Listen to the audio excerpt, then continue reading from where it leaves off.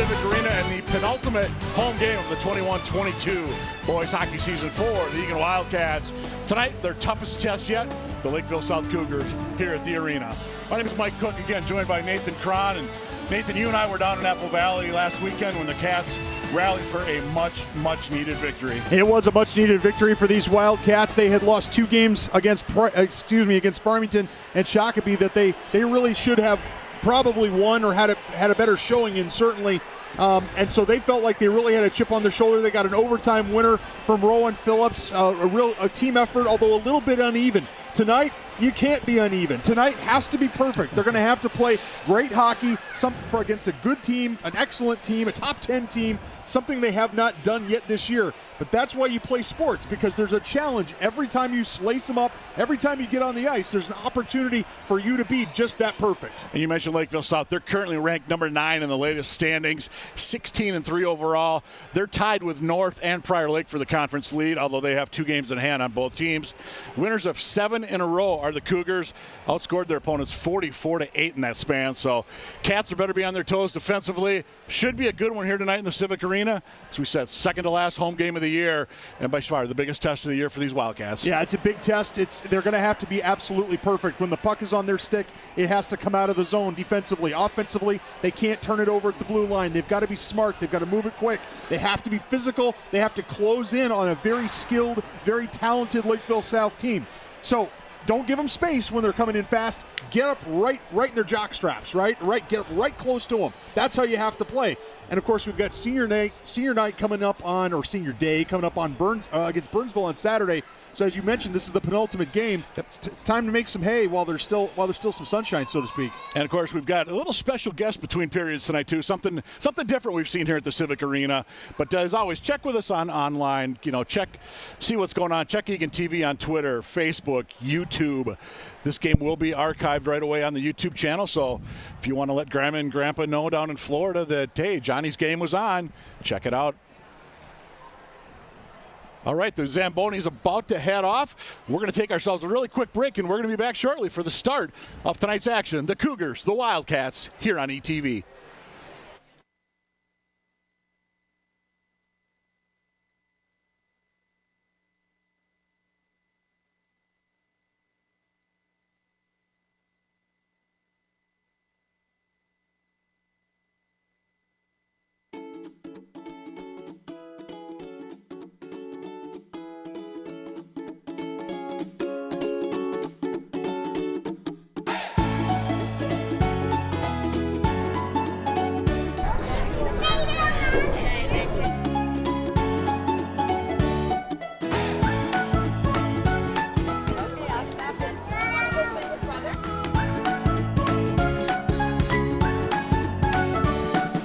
We wanted a space where someone could bring a family member or a friend or a neighbor and not have to worry about any exclusion. This park can adapt to all different people regardless of what their abilities are.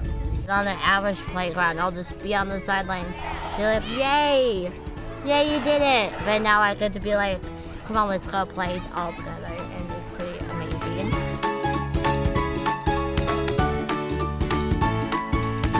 We know that inclusive play teaches important life skills like cooperation, empathy, and leadership. And it helps build relationships and community around those same values. Come to this park because you're going to have an awesome time. It's inclusive for everyone. There's lots of things to do for both young ones and older ones.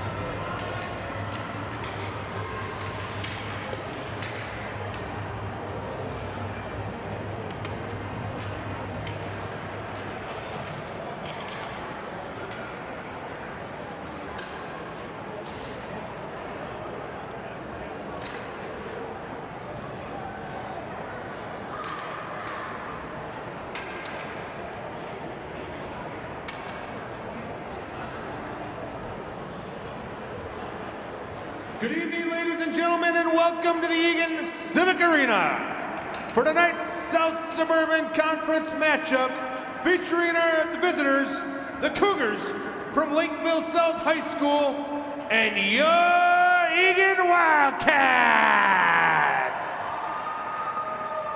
Let's meet the starting lineups beginning with our visitors. In goal, number 33, Jack Hochsprung. On defense, number 6, Mason Johnson. On defense, number 7, Tyler Lafferty. At forward, number 3, Tate Pritchard. At forward, number 4, Tanner Ludke. And at forward, number 5, Aiden Willis.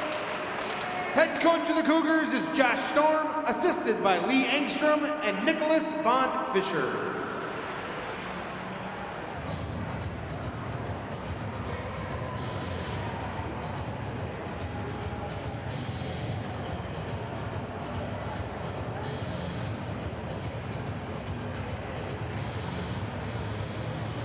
And now, let's meet the starting lineup for your Eagan Wildcats!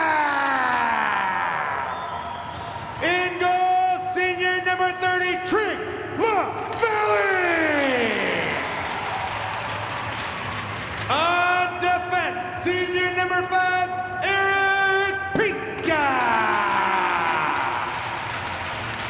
His defensive partner, senior number 22, Ben Barbado. At forward, a junior number 21, Gavin Gore. At forward, a senior number 25, Rowan Phillips. And at forward, a senior, the captain, number 17, Alex Luckenman. Assistant coaches are Dustin Luce, Nolan Pearson, and Mario Munoz. The head coach of the Wildcats is Mr. Todd Carlson.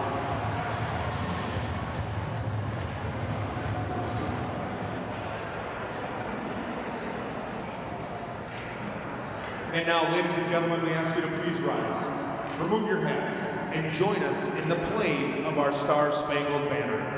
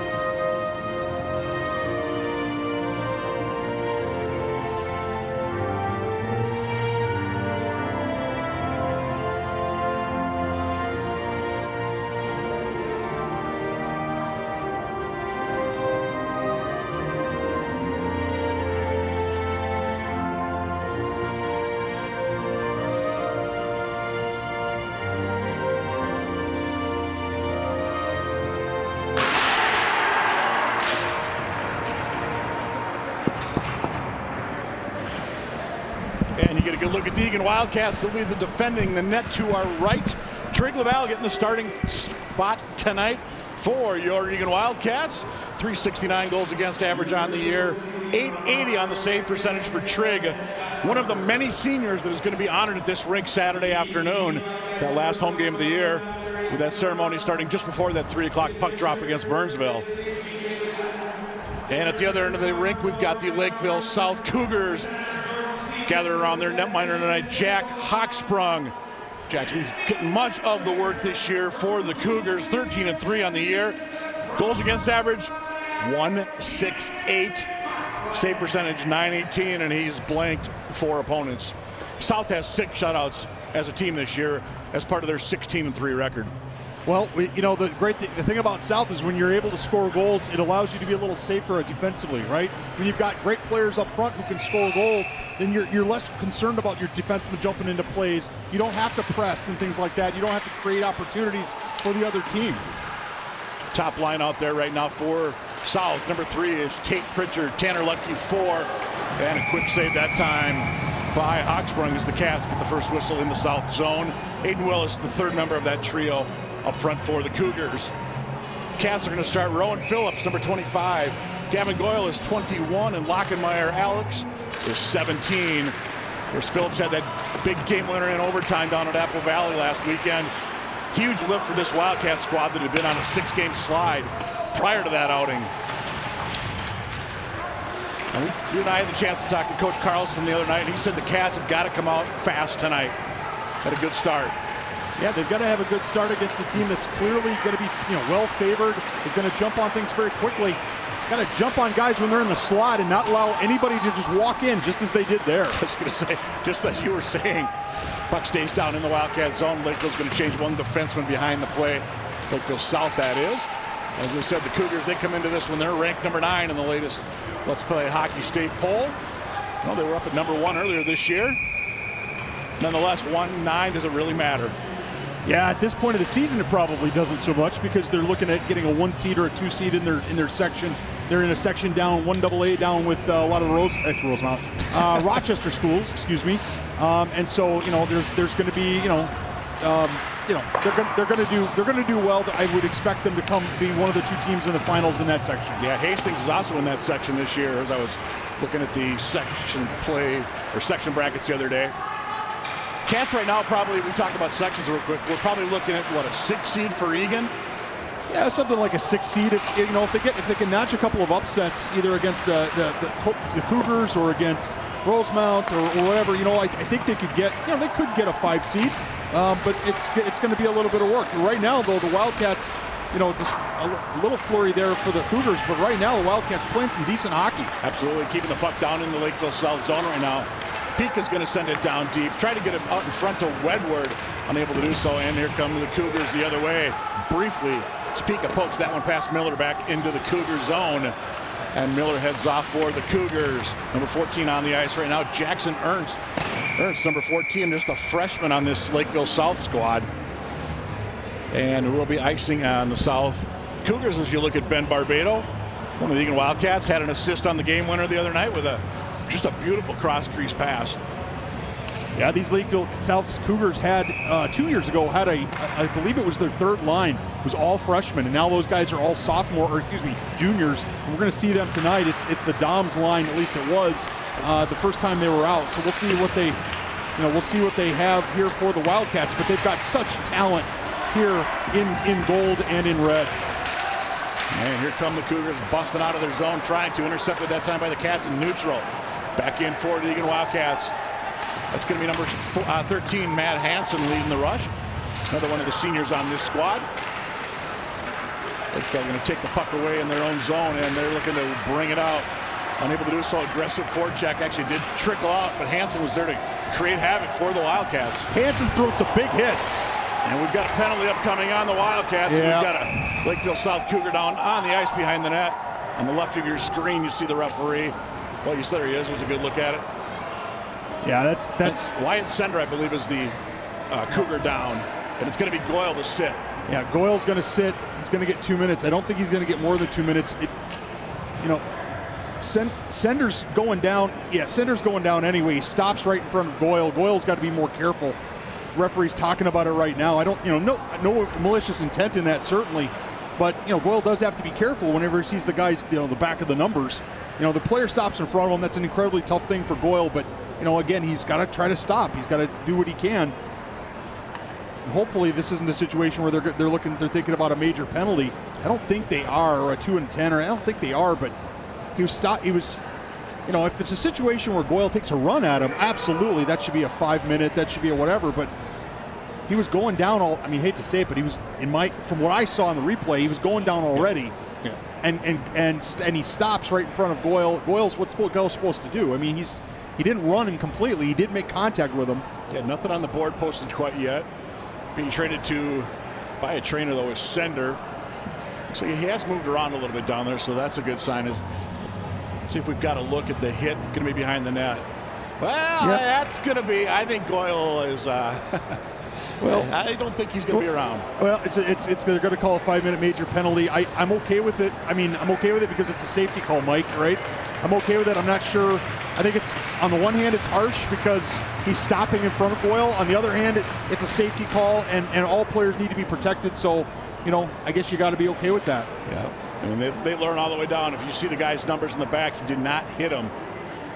And you see the Josh Storm, the Lakeville South, they're looking for an explanation on why it's only going to be a major. Sender is going to be helped off by a couple of his teammates.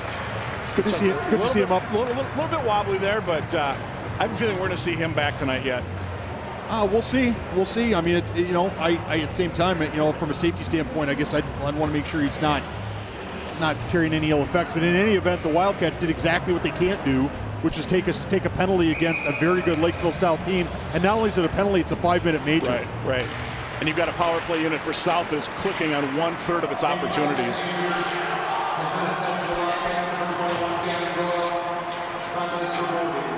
Boarding is the official call, by the way, on the Goyle penalty. So South, they're going to come flying into the Wildcat zone along the near side wall. Back out top, this is going to be number 6 with the puck. That was Mason Johnson. He sends it down low. Wildcats cannot afford to sit back. They've got to attack the puck. They've got to attack whoever has the puck. And somehow, no, it does go in. Trigg had it, lost it. Aiden Willis, 1-0 Cougars. Willis was sitting all alone on that left dot, or the right dot, and just waiting for the puck. And a nice pass there from Ludke. Well, I think LaValle stops it. It's going to be a rebound. It's a rebound. It's number 3. It's Pritchard. It's Pritchard who scores.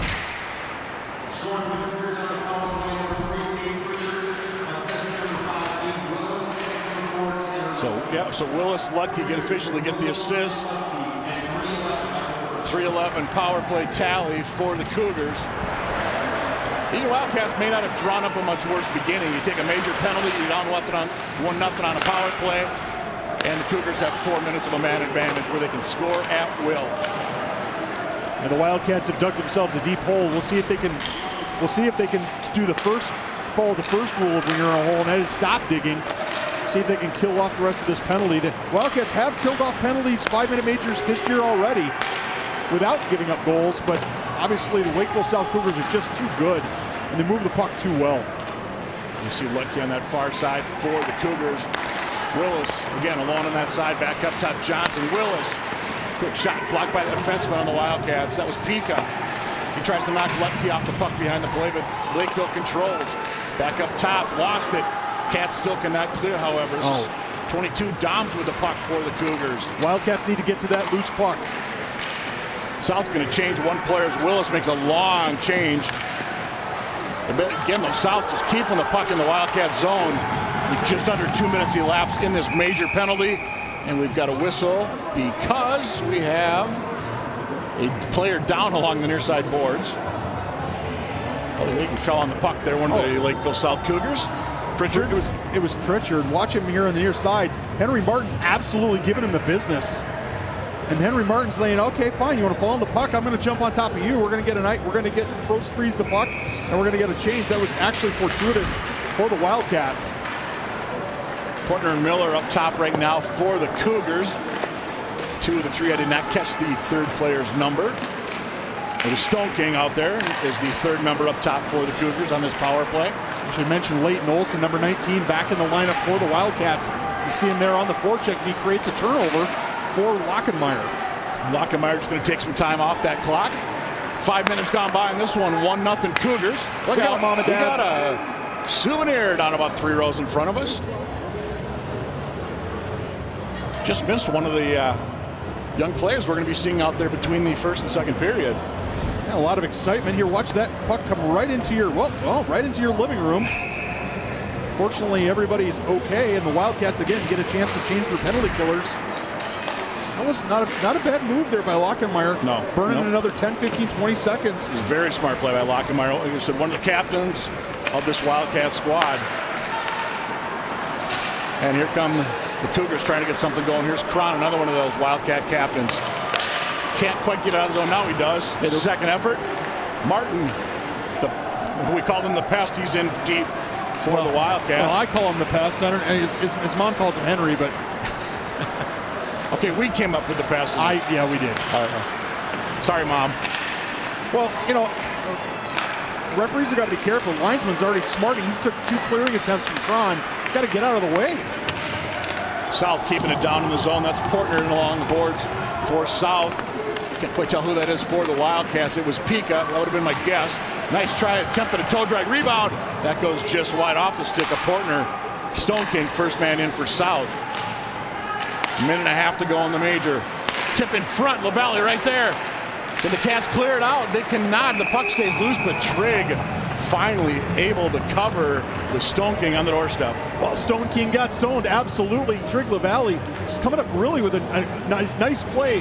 The Cougars are moving that puck all over the zone, to their credit, but LaValle's tracking it really, really well. And his defense, when that puck comes in, they're collapsing well to clear out rebounds and help close it down.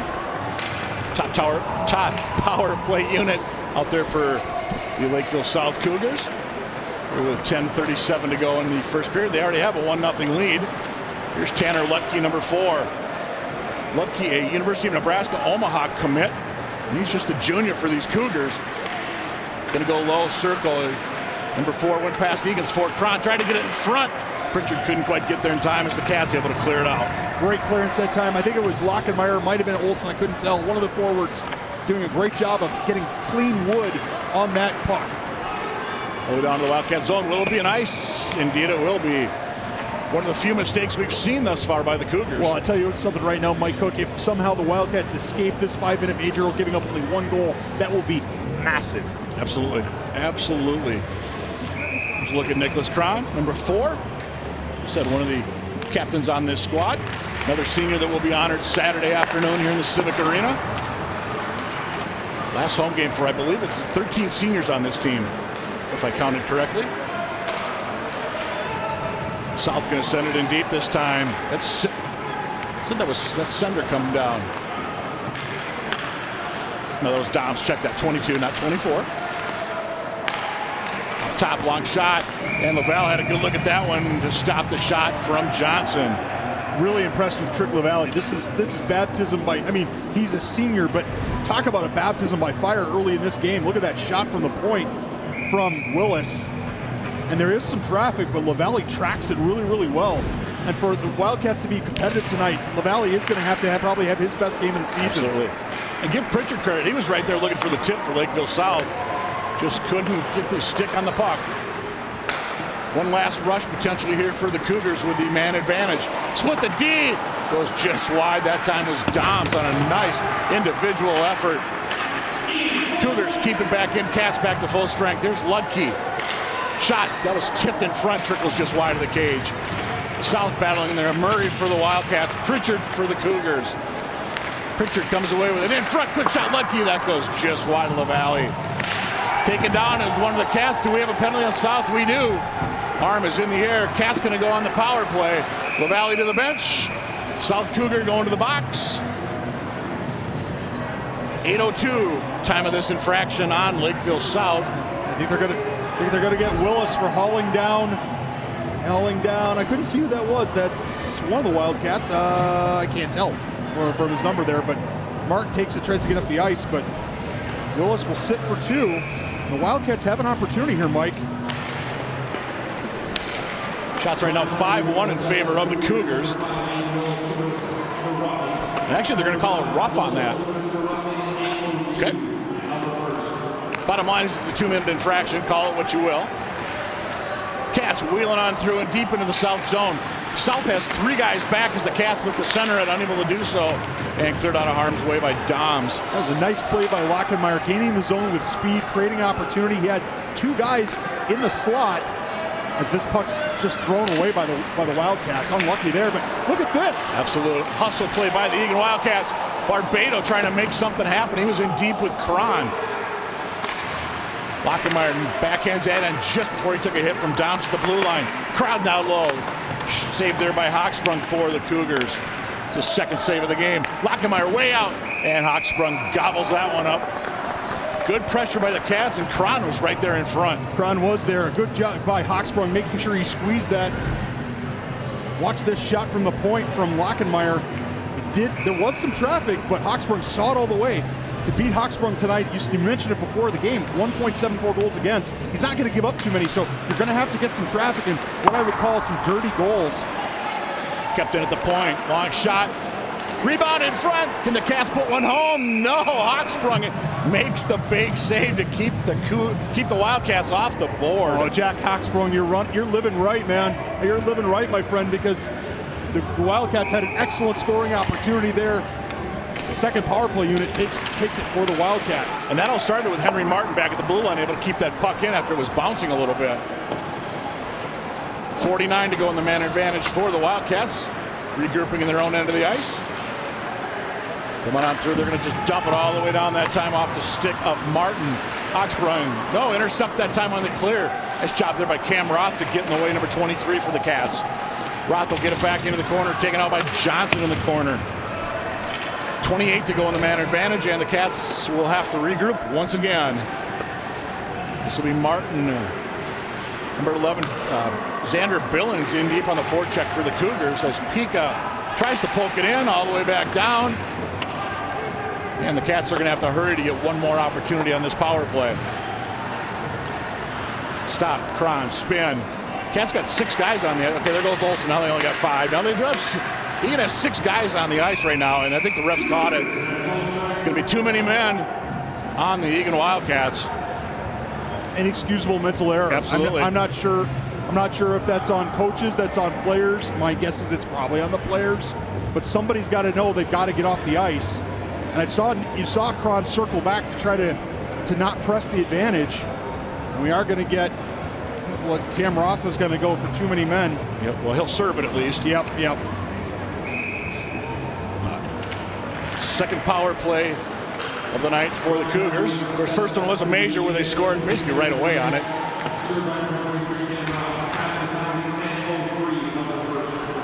Getting that top power play unit out for the Cougars right now. Has Martin able to dump it all the way down. Hawksprung will stop for the Cougars, leaving for Johnson. Mason Johnson, senior defenseman for the Cougars, looking to lead the rush. Ahead, this is Willis. He's battling with Cron. Cron pokes Willis out of the way, or off the puck at least. Lakeville South, plenty of time to set up here in the Wildcat zone. Lutke stops, spins, leaves it up top. They go. Johnson, shot that goes just wide off of traffic.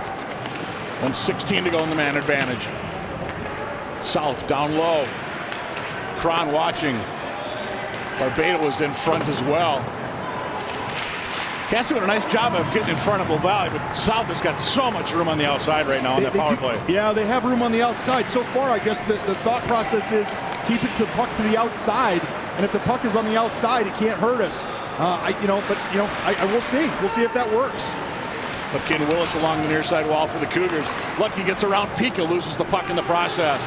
Kept in, however, far side. Johnson for South. Pritchard down low. Lutke. Cross, there's Willis. That was stopped by Pika. Got down, nice block by Eric. 30 to go in the man advantage. Great block by Pika. Unfortunately, his clearing attempt didn't quite make it out. Goes down low. Lutke tries to make a move at the post. And it is in. 2-0 Cougars. How did that get in?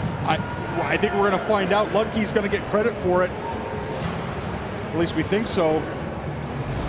Let's take a look. Watch number 4 with the puck. Did he tuck it between LaValle's pads? I can't tell. I think it might have. Did it go off the right pad and then? Well, unfortunately, can't really tell. Phillips is in the way. It must have gone right through the 5-hole because the player on the far side, wasn't celebrating. I don't think he saw it. And that's 2 power play goals now for the Wildcats. For the Cougars, 2 power play goals. That's the kind of imperfect game you can't have against these Cougars. Willis and Johnson, the assist for the Cougars. Second helper of the night for Aiden Willis, junior forward, and it's 2-0 Lakeville South.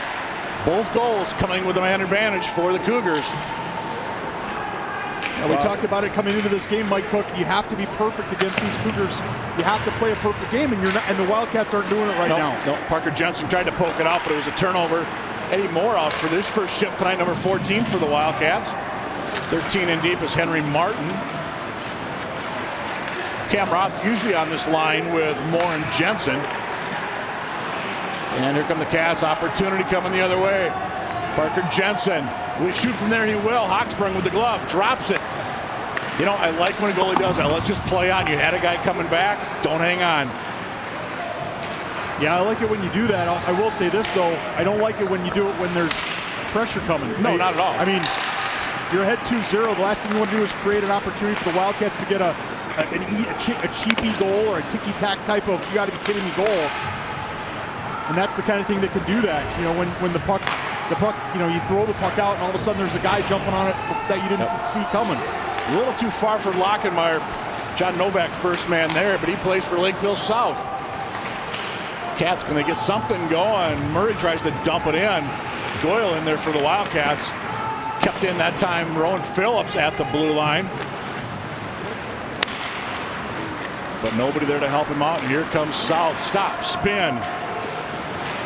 Well, I'm impressed with the speed I'm seeing out of Lakeville South, especially. Yeah, they're fast, but and you know they're also very, very skilled. I mean, these passes that Lakeville South's putting on are tape to tape. Most of them are tape to tape. His icing's waved off. Yeah, not sure why on that one. Out in front, opportunity. Couldn't quite get there. Was Miller. He was knocked off the puck. Here comes Eagan's number 10, Wedward. He gets stood up as he wheeled through center.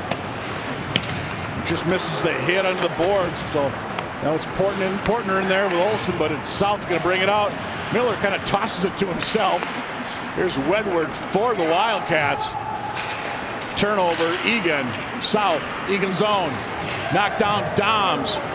No penalty called. With 2:39 to go in the first. 2-0 Cougars here on ETV. Ludke. A little too far for Pritchard. Patterson out there with him up top.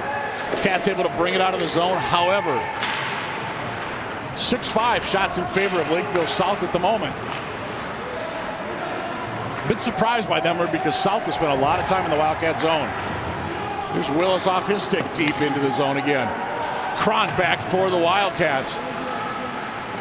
But it's Willis coming away with it for South. Up top, Patterson. That was through traffic, and LaValle watches that one go up into the netting. 2:04 to go in the first.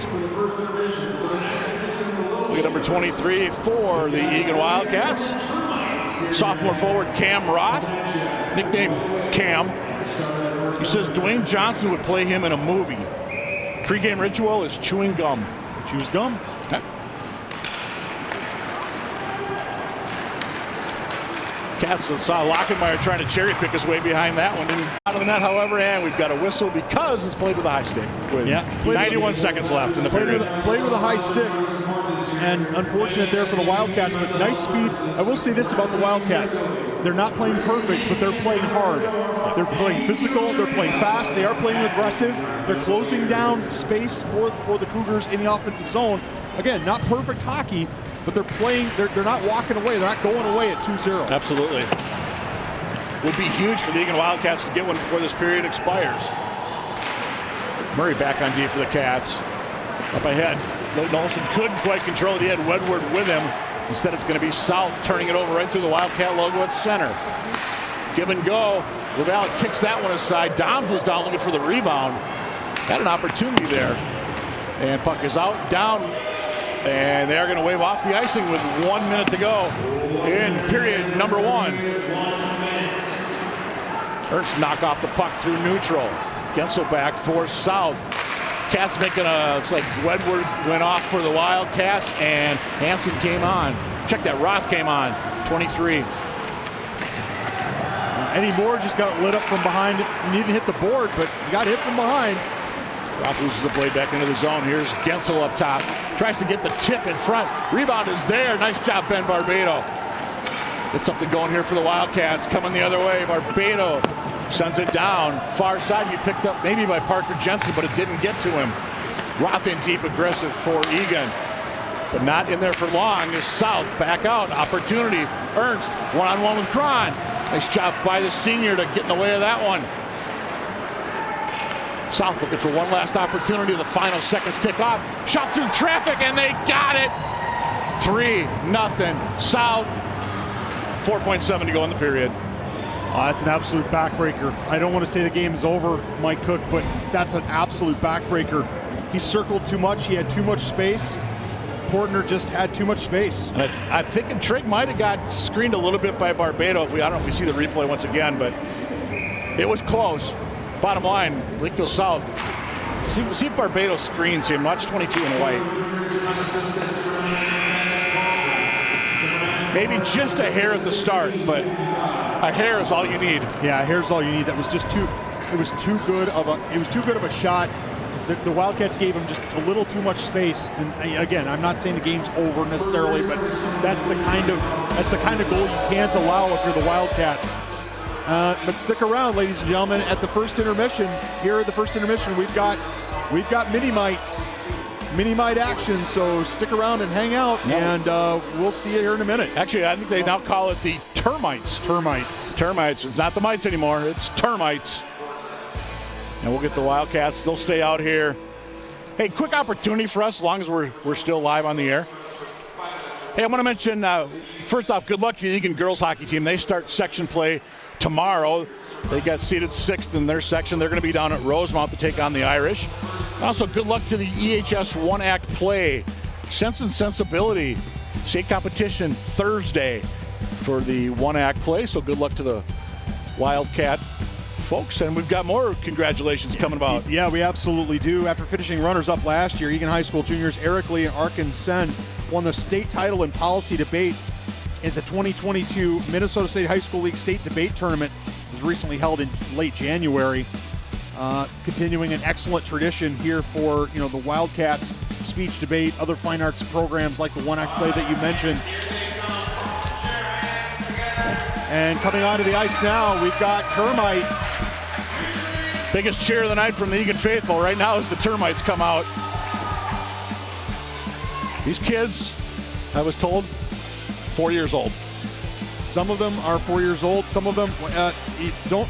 Yep, and we've got boys and girls. Yep. And don't be look at the smiles. do not adjust your television. There are multiple different colors because we're less concerned about what color jersey there is more than whether you can stand up on your skates. And they I'm looking over. They just keep coming. There's a whole bunch of them. I'm not 100% sure which team is going which way. Apparently, they're having a meeting at center ice. Apparently, unofficially, I count 25 on the ice, and here comes another one, so that'd be 26. Unofficial, of course. Yeah, I need a coach. I think we need a coach to drop a puck, and unfortunately, we don't have names on the back of jerseys. Sorry, Grandma and Grandpa. We'll do our best, but I want to give a shout out to you. See the one you got Eagan Arms there, one of the sponsors. I saw some Trail Stop Tavern out there. Two of the many sponsors for the Eagan Hockey Association: Lone Oak Bar and Grill, Wildcats Bar and Grill, and Sari's. Again, just get out, thank those guys for supporting Eagan hockey. Yeah, they support Eagan hockey at the youth level. They support Eagan hockey at the high school level. As the high school players on either side are obviously, they have to pay attention to this puck and keep it in play. Although I'm not sure if they can't. I'm not sure it's going to go necessarily out of play, but part of what the Wildcats have to do right now is they got to think about what they're going to do to climb back into this hockey game. That third goal was just a real killer late in that first period. Absolutely. Makes the next goal basically, what the Wildcats have got to score on their next goal. Just unfortunate, but I want to mention also something real quick. Mention these policy debaters, some of these debaters. I want to mention that Aaron Engelstad and Daniel Wojcik of Eagan advanced to the finals and were defeated in the quarterfinals of the Lincoln Douglas debate. In congressional debate, Abia Kashif of Eagan finished in 7th place, and a number of debaters from Eagan, Eastview, and Apple Valley all not only made it to state but placed. And if you don't know anything about state debate, you go through various rounds and you break into final rounds, and that's how you place. So big deal. As I said before, when you've got you spend these debaters, these speakers, the people who do these activities spend as much time doing that as athletes do, skating, working out, lifting weights, practicing their shots. They do all of those things. So good to have the real success. And of course, the Eagan program since 1991 has had that kind of success. By the way, 1-0 Jets have got a goal there. I saw number 9 in blue. Not 9 in the Sharks there. Here he comes. There's our goal scorer. I think that's 9, isn't it? Maybe that's an 8. It's kind of scrunched up. Smart to put multiple pucks down. Yep. It helps spread the wealth a little bit. Yep. And look, backhand, forehand. we've got a Kraken coming there's into the near goal. Another A Kraken coming into the near goal. Shot just went wide. So who else we have represented out there? I see the Ducks. I see the Wild. I believe we have a Penguin. Yeah, you said the Kraken, Sharks, Coyotes. And you mentioned Jets. Yeah. I think there's a yellow one. Is that the Predator maybe? It just fell down right at center ice. Red and white. Did you say Canadians? I did not. I think we have a Canadian out there, number 11. Yep. Okay. But yeah, look, just the fun these kids are having. This might be the highlight of their year. Might be the highlight of their year. If the Wildcats don't get it going, it might be the highlight of the game. So let's get it going for the Wildcats. Yeah, we're down to 33 seconds to go in the termite contest. And as you said, I have no idea who's ahead in this game. It's just fun. It doesn't matter who's ahead. That's one of the great things about termites is the score doesn't matter. Staying on your skates and having fun matters. And I'm looking down at the crowd here. Smiles aplenty. Watching these youngsters out on the Civic Arena ice. And I'll say this, and I want to say this as we have 10 seconds left for these termites. I've been to a number of away games here for the Wildcats, okay? And none of the away games that I have been at have the varsity players from the other team in their home ice, on their home arena, done this type of thing for the little chippers. Now, I'm not saying that doesn't make them evil human beings or bad people. I'm just saying that it's a nice contrast to these other programs. They're no Eagan. Apparently not. All right, the termites are going to head off. Whoa, well, sort of. It might be a stumble on the way, but that stumble is what happened to the varsity Wildcats in the first period. They're down 3-0 after 1. We'll see if they can turn it around when we come back for the second period. You're watching Wildcat Hockey on ETV.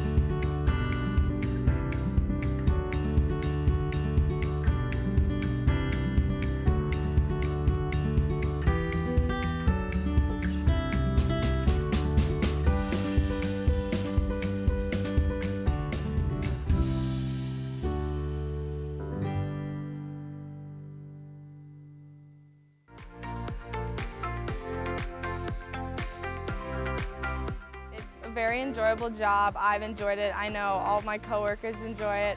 Everyone's really nice, and some of my best friends have been formed from this job. I definitely learned some really great, and it's also very convenient. You're able to be very flexible with your hours as well. It's like really fun and nice to talk to people, and I think it's also really great on resumes as well.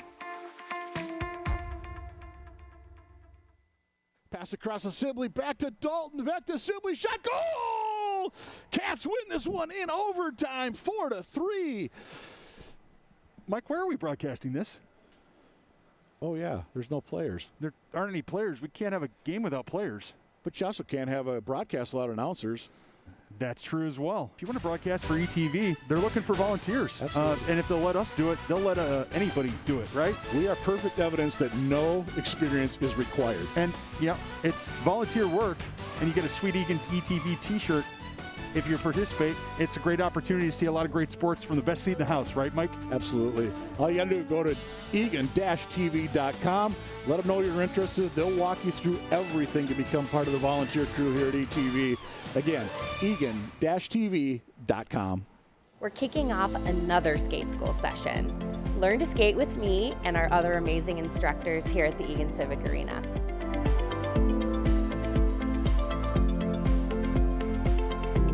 We're also gearing up for this year's Spring Ice Show. This year's theme is Skating Through Time. All ages and levels can register for our Spring Ice Show. To be eligible, they need to register for our Spring Skate School session. Skaters will need their measurements at the time of registration. The cost includes ice time, choreography, and costumes. The tights are not included. Come skate with us.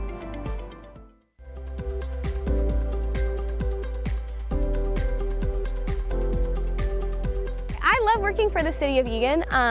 It's just a really great experience. They have a really supportive system, I feel like, especially with my supervisors. They'll always help us out. It's a very enjoyable job. I've enjoyed it. I know all of my coworkers enjoy it. Some of my best friends have been formed from this job. Probably the most fun job that I've ever had. And it's just a great way to be outside. It's a really great first job because you learn a lot of different skills, and it's also very convenient. You're able to be very flexible with your hours as well. I really like interacting with the people here at Eagan and even outside of Eagan. You know, it's really fun and nice to talk to people, and I think it's also really great on resumes as well.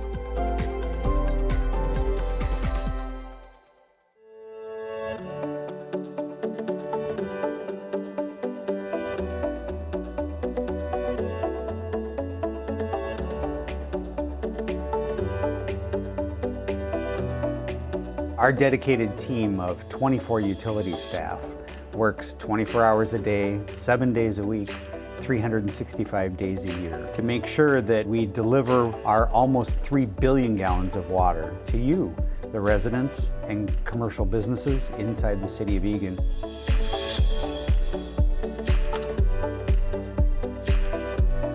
We are always investing and innovating to assure you, the public, get good, clean, quality water at a top value.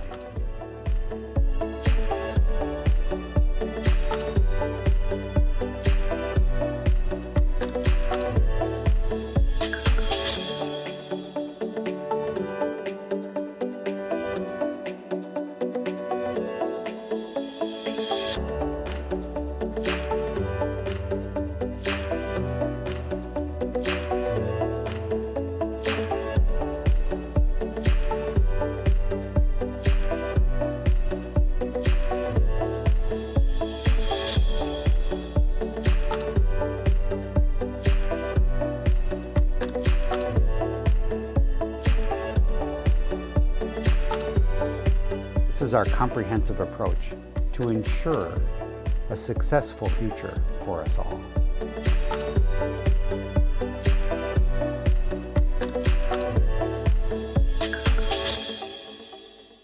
So what we're doing for the swim season is we're broadcasting all of the home meets on Eagan TV. Last year we did this for COVID.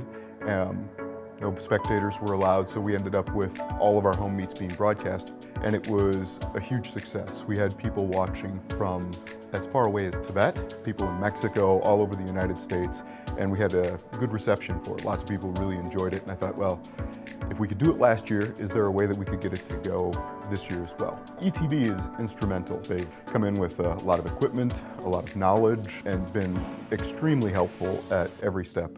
My role for most of this has been somewhat producing, just making sure that we got everybody here. We had all the volunteers that could show up. I have done some directing as well. I've learned quite a bit. A lot of this is new to me. I don't do a lot of web broadcasting or working with video, so all of that has been really new. It's exciting. I like learning new things. We've gotten a lot of good reception from people close to the team and from, again, those far off places saying that they're very grateful that, they can see their grandson swim. Just like to thank ETV for being able to partner with us. It's been fantastic.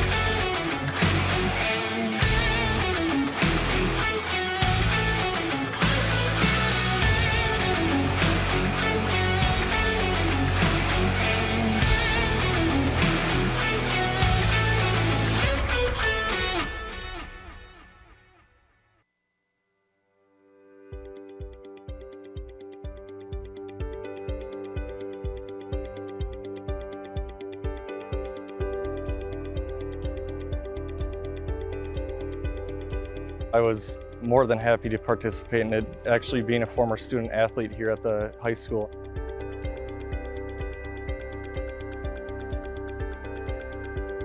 The ladder is an acronym: leadership, accountability, determination, discipline, empower, and resiliency. It's make sure you do your part, make sure you do your thing, make sure you get one step at a time and make sure you do your stuff, but at the same time, you got to bring people up on the ladder with you. Being able to do a photo with the fire truck, especially with the ladder, and climb the ladder with it was pretty fun. It's really nice as a football player to know that you have a community behind your back and that you have people there to support you.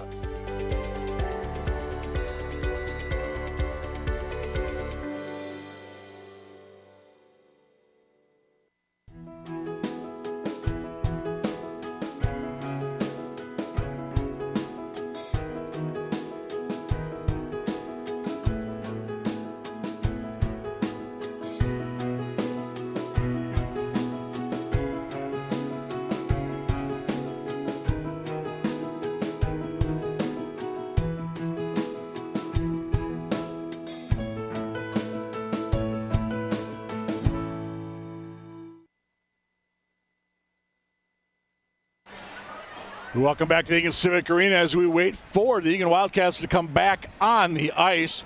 They're coming back down by a 3-0 count. And as the Lakeville South Cougars hit the ice at the other end of the rink, a bunch of young termites over there waiting to fist pump some of the players as they come out.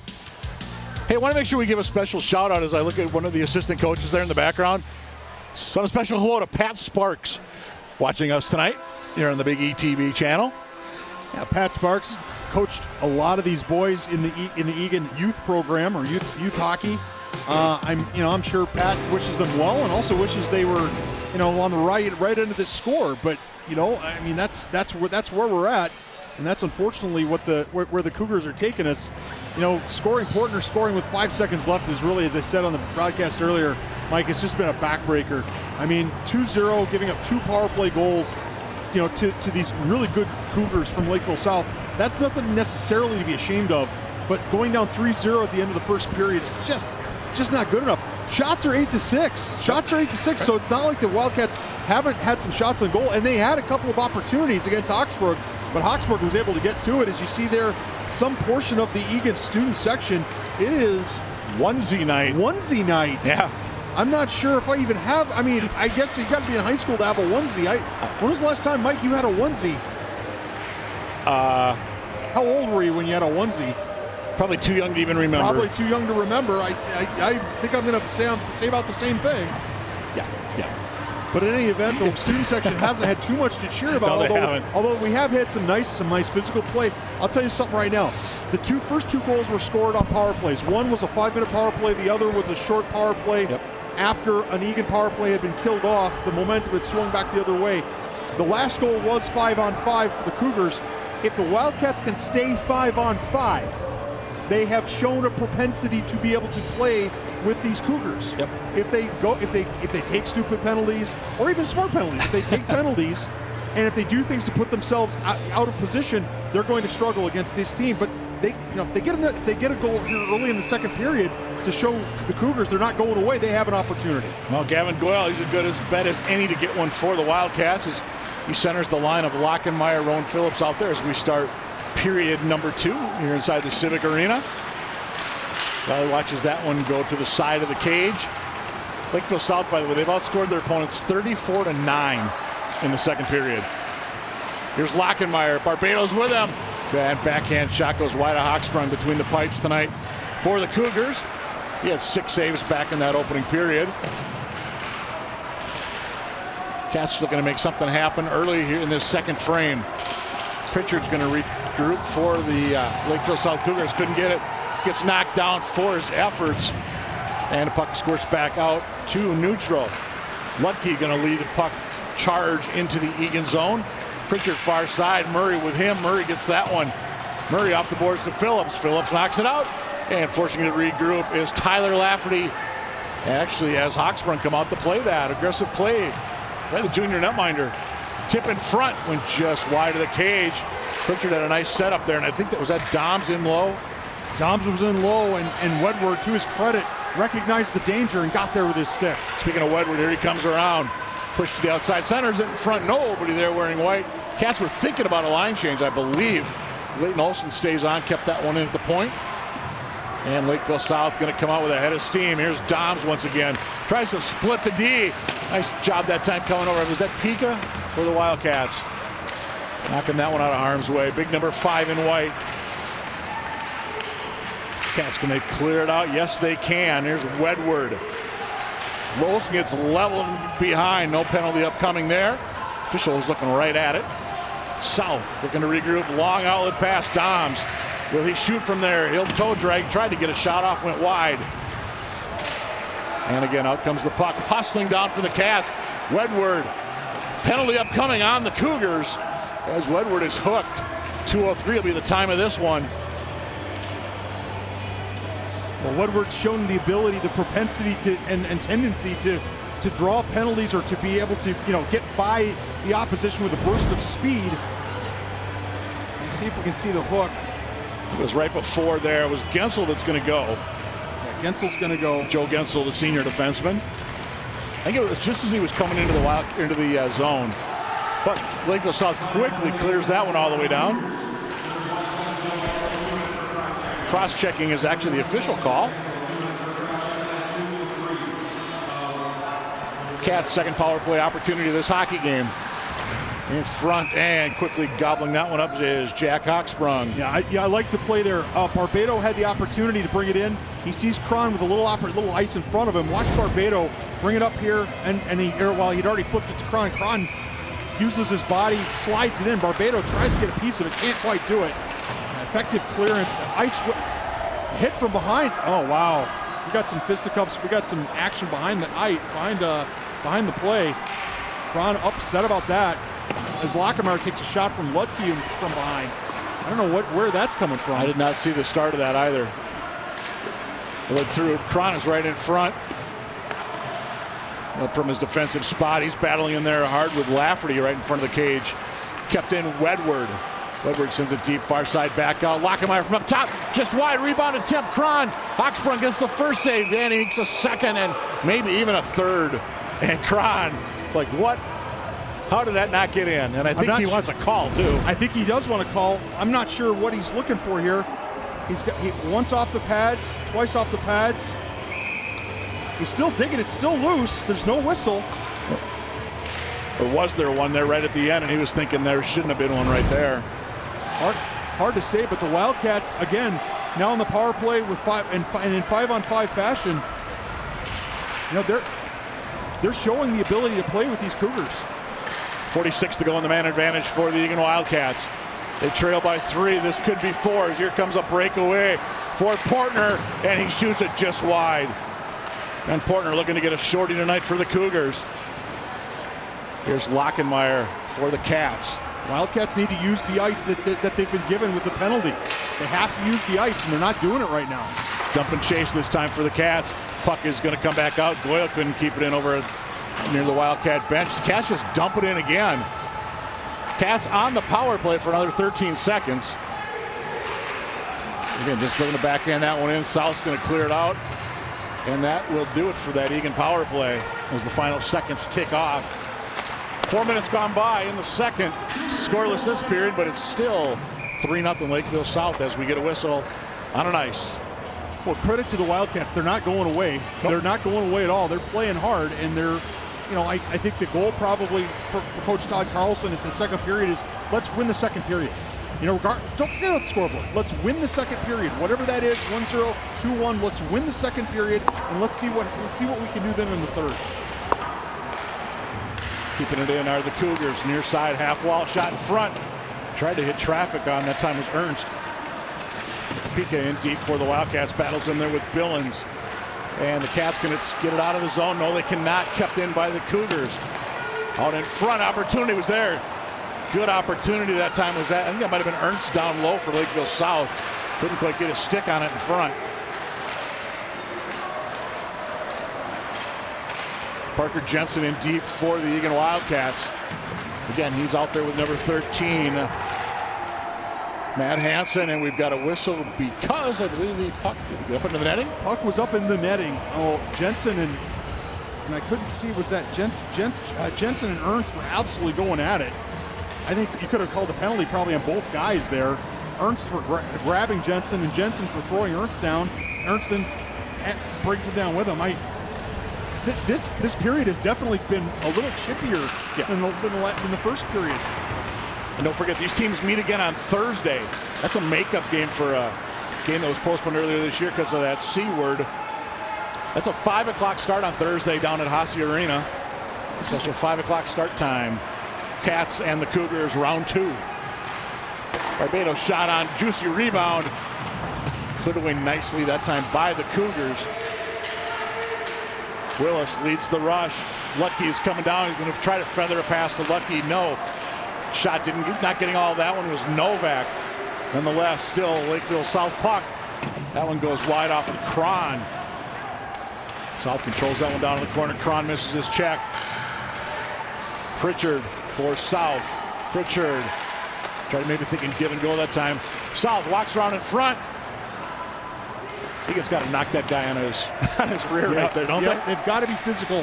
They've got to be physical. They've got to win the loose pucks. When the pucks are loose, they've got to be first to it. Phillips couldn't quite get to that one. Goes past Phillips again. Nice move that time by the South in front. Shot, that hit traffic. And the Cats finally going to get it out. Will it be an ice? Official's arm is in the air. And indeed it is, with 11 minutes even to go here, period number 2. Yeah, it's going to be icing. The shots are even up at 9 apiece, but right now the Cougars definitely making a better shot of it. Now that whole sequence, Mike Cook, was started because Ben Barbado got his pocket picked from behind. Barbado had the puck on a stick. He had his eyes up the ice, and nobody screamed at him, man on, get rid of the puck. And that's that whole series and whole sequence was because Barbado turned it over because he didn't know that Lakeville South was there.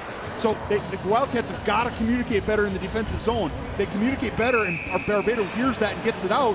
Suddenly we're looking at an opportunity for the Wildcats. Face off to the left of Triglav Valley. Puck goes to the left of Triglav Valley, down below the goal line. Back at the half wall, we got a big hit there. Johnson in for South. I believe that was Leighton Olson for the Wildcats. Cats looking to try to spring it ahead to Henry Martin, and nothing happening that time. Look at Eric Pika there, big number 5. New defenseman for the Eagan Wildcats. Pika, another man that will be honored on Saturday. George Clooney would be the actor that he thinks would play him in a movie. Pre-game ritual, eat a snack and listen to music. And by the way, Mom and Dad, he wants a Ferrari 458 special.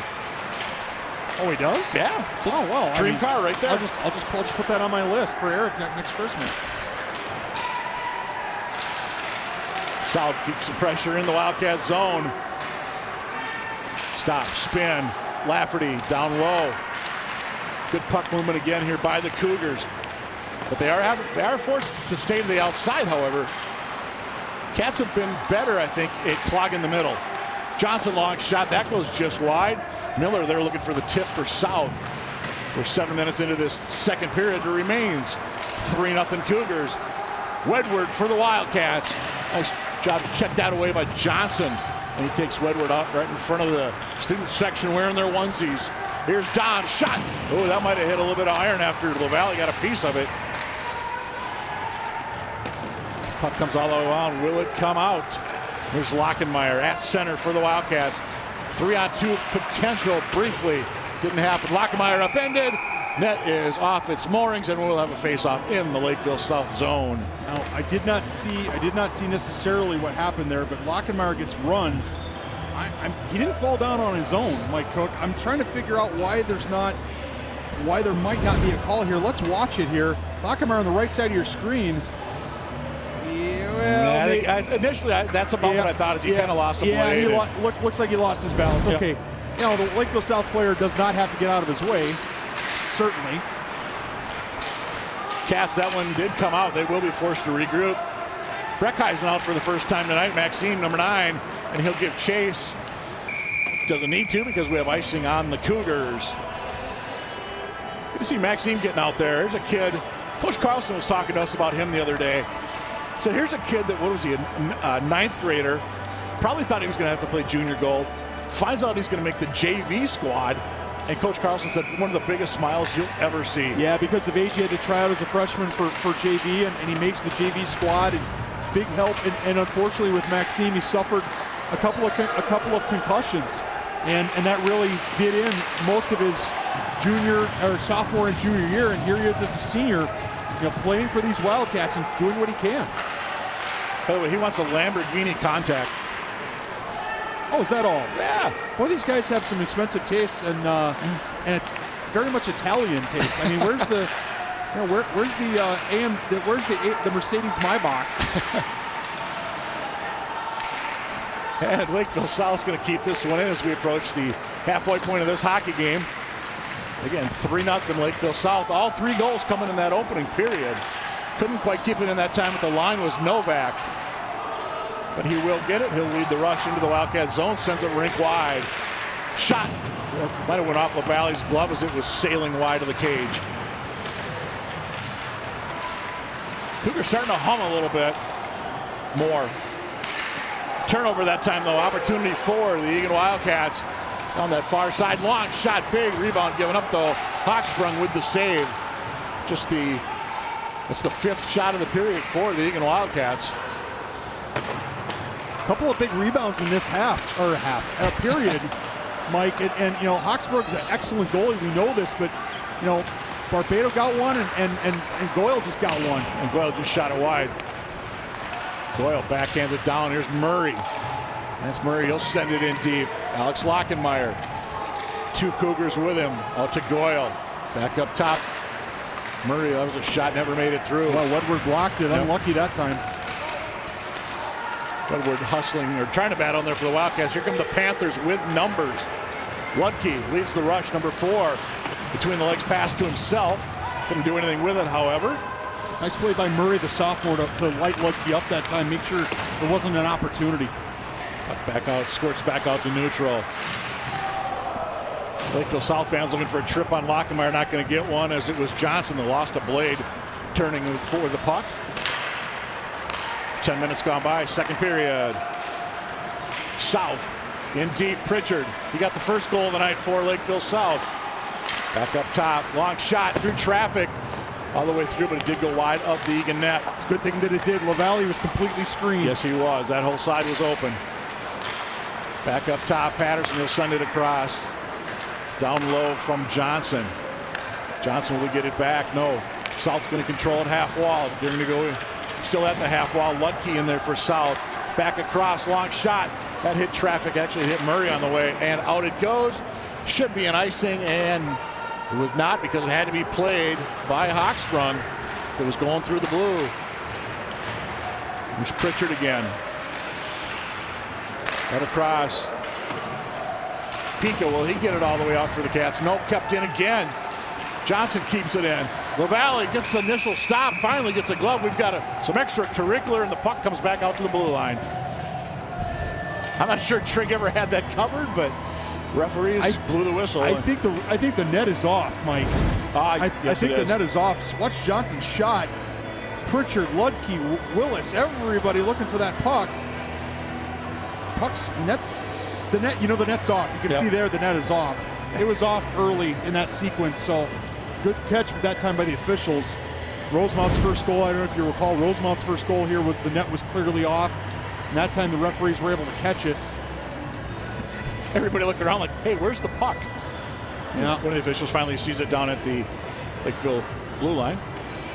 Saw Ben Barbado with a nice little shot there at the end as well. 22 in white, protecting his goalie. And that one goes just wide again. Inside 6 minutes to go in this period. Cougars looking to make it a 4-goal lead. Wildcats need to anticipate what the Lakeville South can do or is doing. They need to anticipate and take it away. Right now they're reacting a little too much. I'm going to say Cron got in the way of that one. Cron tries to clear it, unable to do so. Johnson, nice intercept attempt that time by the Wildcats. They do get it coming the other way. Here's Barbado, speaking of number 22. And shot, save. Hochsprung on the shot by number 23, Cam Roth. Yeah, Wildcats are getting some shots, just not necessarily in this period scoring opportunities that we'd like to see. Nice drop pass by Barbado, setting up Roth. Unfortunately, if now Brock, nice thing about Barbato is after the drop pass, he goes straight for the slot, right for the top of the crease. If there's a rebound, he's going to be in a good position. Murray's shot goes wide of Hawksprung. Back out it comes. Cats forced to regroup in neutral. Get it in briefly. And South's going to come out the other way with it. Actually, I thought that was going to go into the Wildcat bench. Instead, it's a potential 2-on-1. Got him across. Doms over. Couldn't quite get it as the pass kind of got back in his skates. It's a tough play by Lakeville South, but yeah, it's the right play. It's the right play on a 2-on-1, and it's unlucky because Pika got I don't want to say tripped, but he fell at the center ice line, center ice, and that time Cougars were able to jump on it. These Cougars, as you said, are buzzing a little bit. The Wildcats aren't going away, Mike, and that's if you're a Wildcat fan, that's what you want to see. Dumped all the way down by Olsen. Was he across center? They're going to say he was. But the puck comes back out again. Ernst, lead the rush. Cougars tries to get it across. Tip. That just missed. Billings coming down with a golden opportunity. Another shot through traffic. That hit. That might have went off the back of Martin as he was knocking a Cougar out of the way. Will it be an ice on the Wildcats? Yes, it will. Puck slowly trickling its way down there. Yeah, I think in the second period, the period with the long change, when you've got guys that are tired, you've got guys that are losing sticks, or you've got guys that are taking some hits. A few icing calls is not the end of the world here. It lets you set your defense, get some fresh ice, fresh legs on the ice. I think that's a positive thing here for these Wildcats. Goyle to draw against Billings. Billings a moment ago just missed on a redirect. Puck back out into the zone. Will it be another ice? And it will be. Hey, just a quick reminder, these teams, Thursday night, 5 o'clock down at Hasse Arena. That's a makeup game from one that was canceled earlier this year. Wildcats, it's senior day on Saturday, 3 o'clock against Burnsville. We're figuring, 2:45 or so, they'll get the senior program rolling. Yeah, join us early. ETV is going to be covering and bringing you the senior program, senior recognition on Saturday. So join us early. And then stay to watch the Wildcats and the Blaze. And as weird as it is to say, the winless Burnsville Blaze. I think they were 19-2, I think, last I saw. Opportunity in front. South couldn't quite handle that one. Here comes Lockenmeyer the other way. Lockenmeyer with a steam backhand turns. Nobody there wearing white, however. Great effort by Lockenmeyer. I mean, he absolutely could have created an opportunity there. Just didn't quite work for him. Oh, nice drag that time by South. I think the net is off, and it is. By the way, for those of you in the Lakeville South fan section, you've got Farmington at home Saturday afternoon. That's a 2:45 start. And a busy final week. You've got at Rosemount, home to Eastview, and at Prior Lake. There's a couple of tough ones in there potentially for Lakeville South. Yeah, Prior Lake. We know how good Prior Lake is. You see there, Trick LaValle got bumped a little bit. I think LaValle took a whack, I think in his head, from a errant stick. Trick's tough. He's all right. But no, I mean, Prior Lake's tough. Rosemount's tough. Those two teams are clearly, the Farmington Tigers. Yep. Don't sleep on them. If you sleep on them, they have a chance to beat you. So, lots of opportunities there for the Cougars. We had another icing call here on the Wildcats. That time Wildcats could have done something with it a little bit, but unfortunate that time. I want to say the Wildcats got a chance to play spoiler in this conference race because after Burnsville, you got 2 games next week. They're at Lakeville North. Finish the year at Rosemount. So more so the Lakeville North, you could play spoiler with them. But Rosemount, you could potentially be playing spoiler in a section seating opportunity. These Wildcats, we assume Creek-Durham Hall will get the 1 seed in Section 3AA. Probably Rosemount, St. Thomas, that 2-3 mix.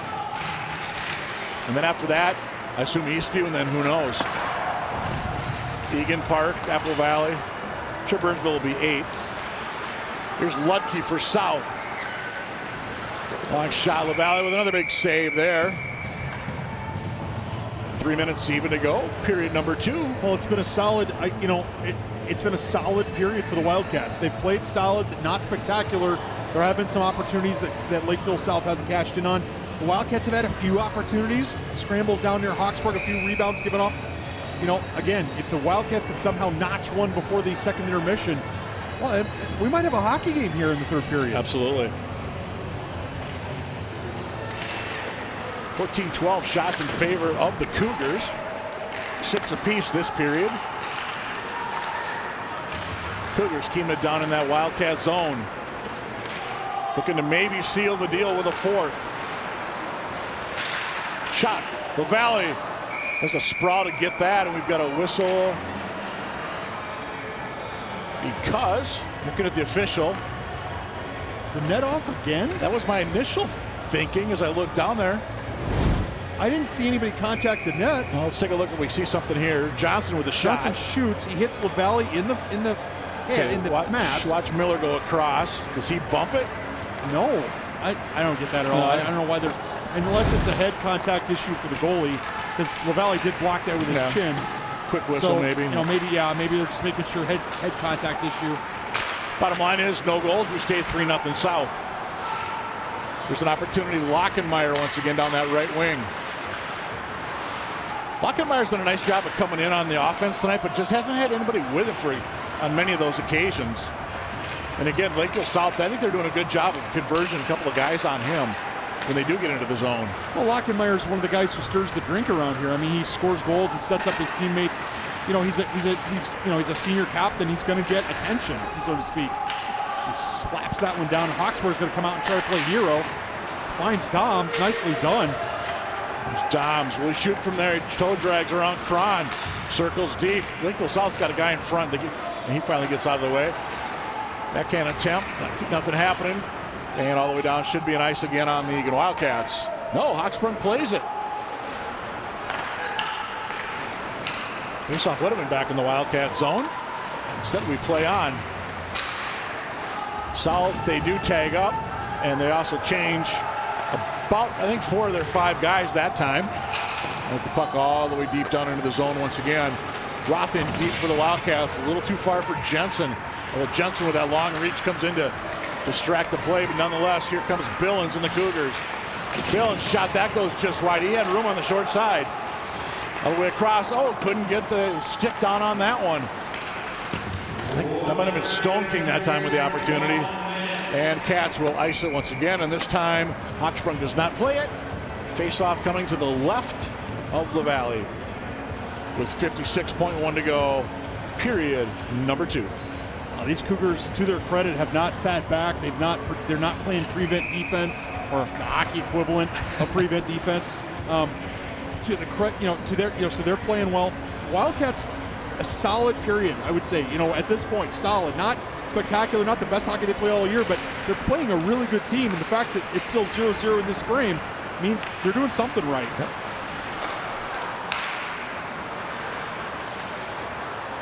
We said South had outscored their opponents. I think it was 34-9 in the middle frame. Cats looking to get one. Wedward is alone in the slot. Nice defensive play, Wedward. And the net is off. Fans looking for a call. The Lakeville South knocked it off. Lakeville South absolutely knocked it off. One of the defenders knocked it off. I'm not. Watch here. He slides in, and he not. Oh, absolutely. That's. I don't know, man. That's either crafty hockey or it's a penalty. It's probably both, to be honest with you. Hawksburg is lucky there. I think the official said crafty hockey. Well, the official said crafty. Like I said, it's probably both. Yeah, no. But again, a nice play by the Wildcats. Wedward with a really good opportunity there. Speaking of Wedward, here he comes again. Wedward up top. Murray, will he shoot from there? Through traffic, hits traffic. Somehow that puck comes back out. South going to get out of their zone. They can with 13 to go in the period. Pritchard. Ludke. LaValle save. Cats nearly gave up another one in the final seconds. And the puck's going to skate out to neutral, and we're going to go to the third period with the Lakeville South Cougars up by a field goal. You know what? It's a solid result. That period of hockey is a solid result for the Wildcats. They played well. They played hard. They played physical. LaValle did what he had to do. He blanked the Cougars in the second period. Now, I'm not saying the Wildcats are necessarily going to make a major comeback here in the third. They're playing a heck of a team here from Lakeville South. But if you're going to make a comeback, you got to start by not giving up any goals. Absolutely. You see the chances going both ways in that second period. Nobody able to light the lamp. We're going to go to the third. Lakeville South 3, the Wildcats nothing, and we'll be back shortly here on ETV.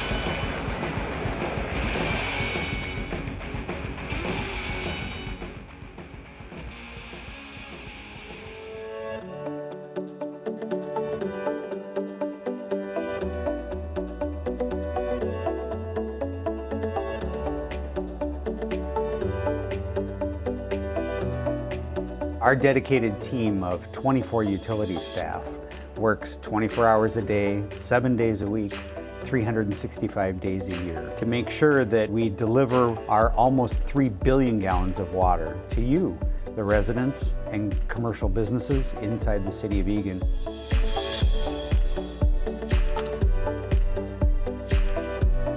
We are always investing and innovating to assure you, the public, get good, clean, quality water at a top value.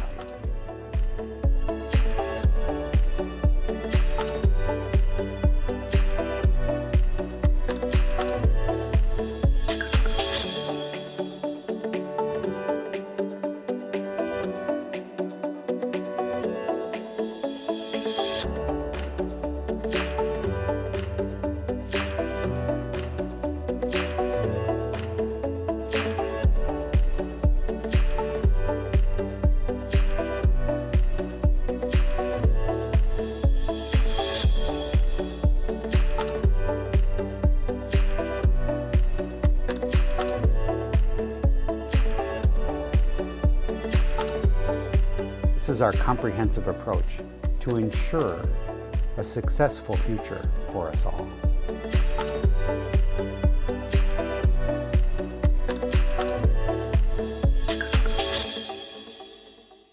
Hi, I'm Sarah. And I'm Susanna. We're going to talk to you about on-ice and off-ice safety.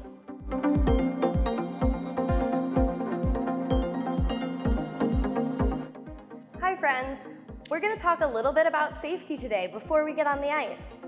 One of the first things to look for is down at your feet. It's really important to make sure that you don't have laces that are hanging. You can either tuck them into your socks or into a pair of tight pants. That's so much better. The next thing that I want to talk about is keeping our heads safe.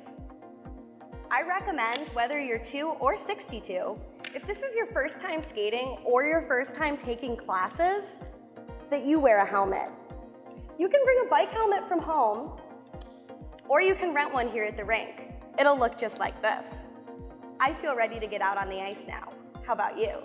I'm so excited to step out on the ice with you guys, but we have to talk about one more thing first so that we can be really safe.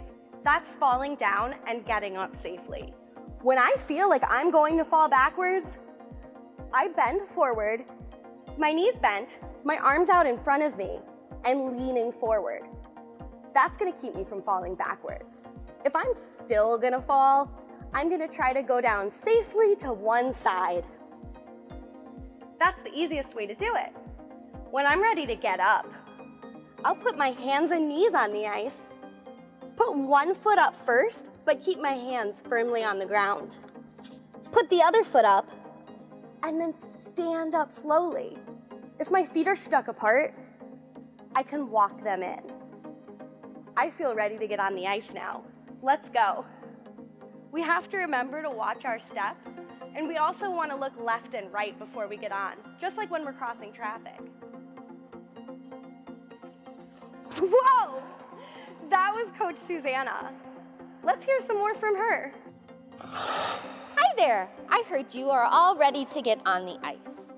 We're gonna start off with our safety pose again, because as you can see, we're on the ice, and now it's really slippery. We're gonna go over our safety pose one more time. Knees are bent, hands are out in front of me, and I'm leaning forward just a little bit so I don't fall backwards. When I fall onto my side if I can. I get on my hands and knees, one foot goes up, then the other, and I keep my hands on the ice until I feel safe enough to stand all the way up. A few more things to keep you safe. Skates are really sharp, so let's try not to kick when we're on the ice. When you do fall down, let's try and get up as fast as we can, and do so in a safe way. If you're ever in a lesson, it's really important that you are always listening to your teacher. And a really good way to show that is your feet are nice and quiet. The other thing we want you to make sure that you do is to take your time. Whether it's new or old skills, just for your safety and your friend's safety, we want to make sure that you're going nice and slow so no one gets hurt.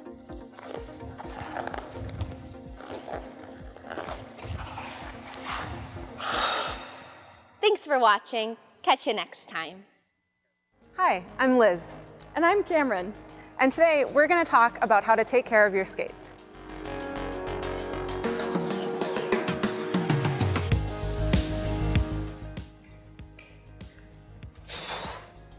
That was a fun session. It was, wasn't it? You are looking so fast. Oh, and your 1-foot spin is looking really good. Thank you.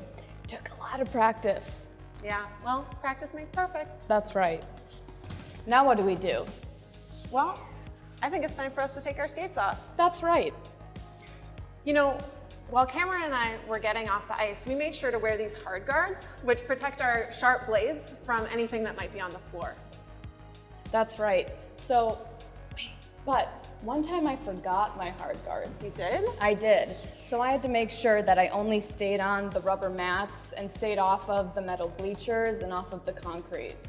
That's a good idea. If you don't have your hard guards, you really want to make sure that the only thing your blades touch are these mats and the ice. And the air.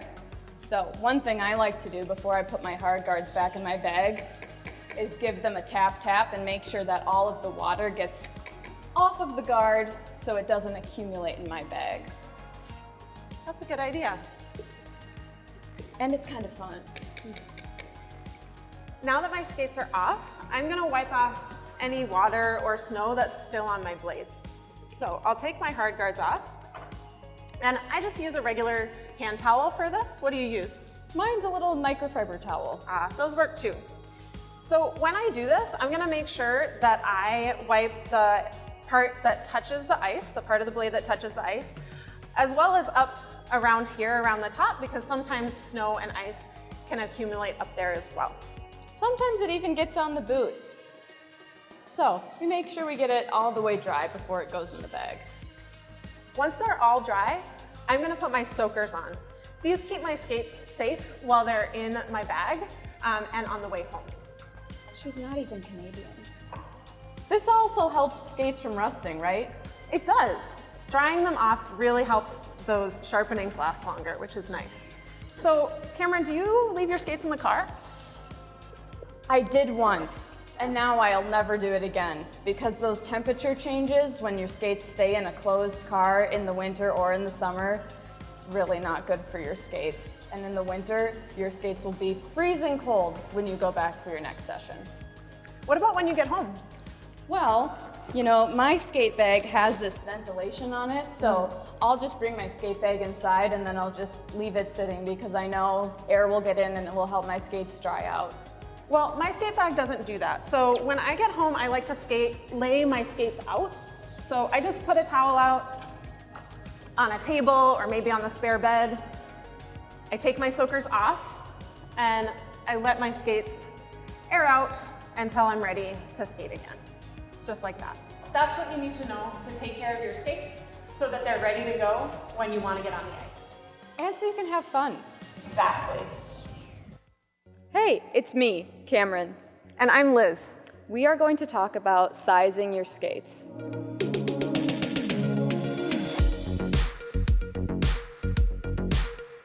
My skates are all tied. I think I'm ready for our lesson. Whoa, those look really big. Do they? They're the same size as my street shoes. And they're really comfortable. Yeah, I see a lot of space between your ankle and the tongue. I guess that is true.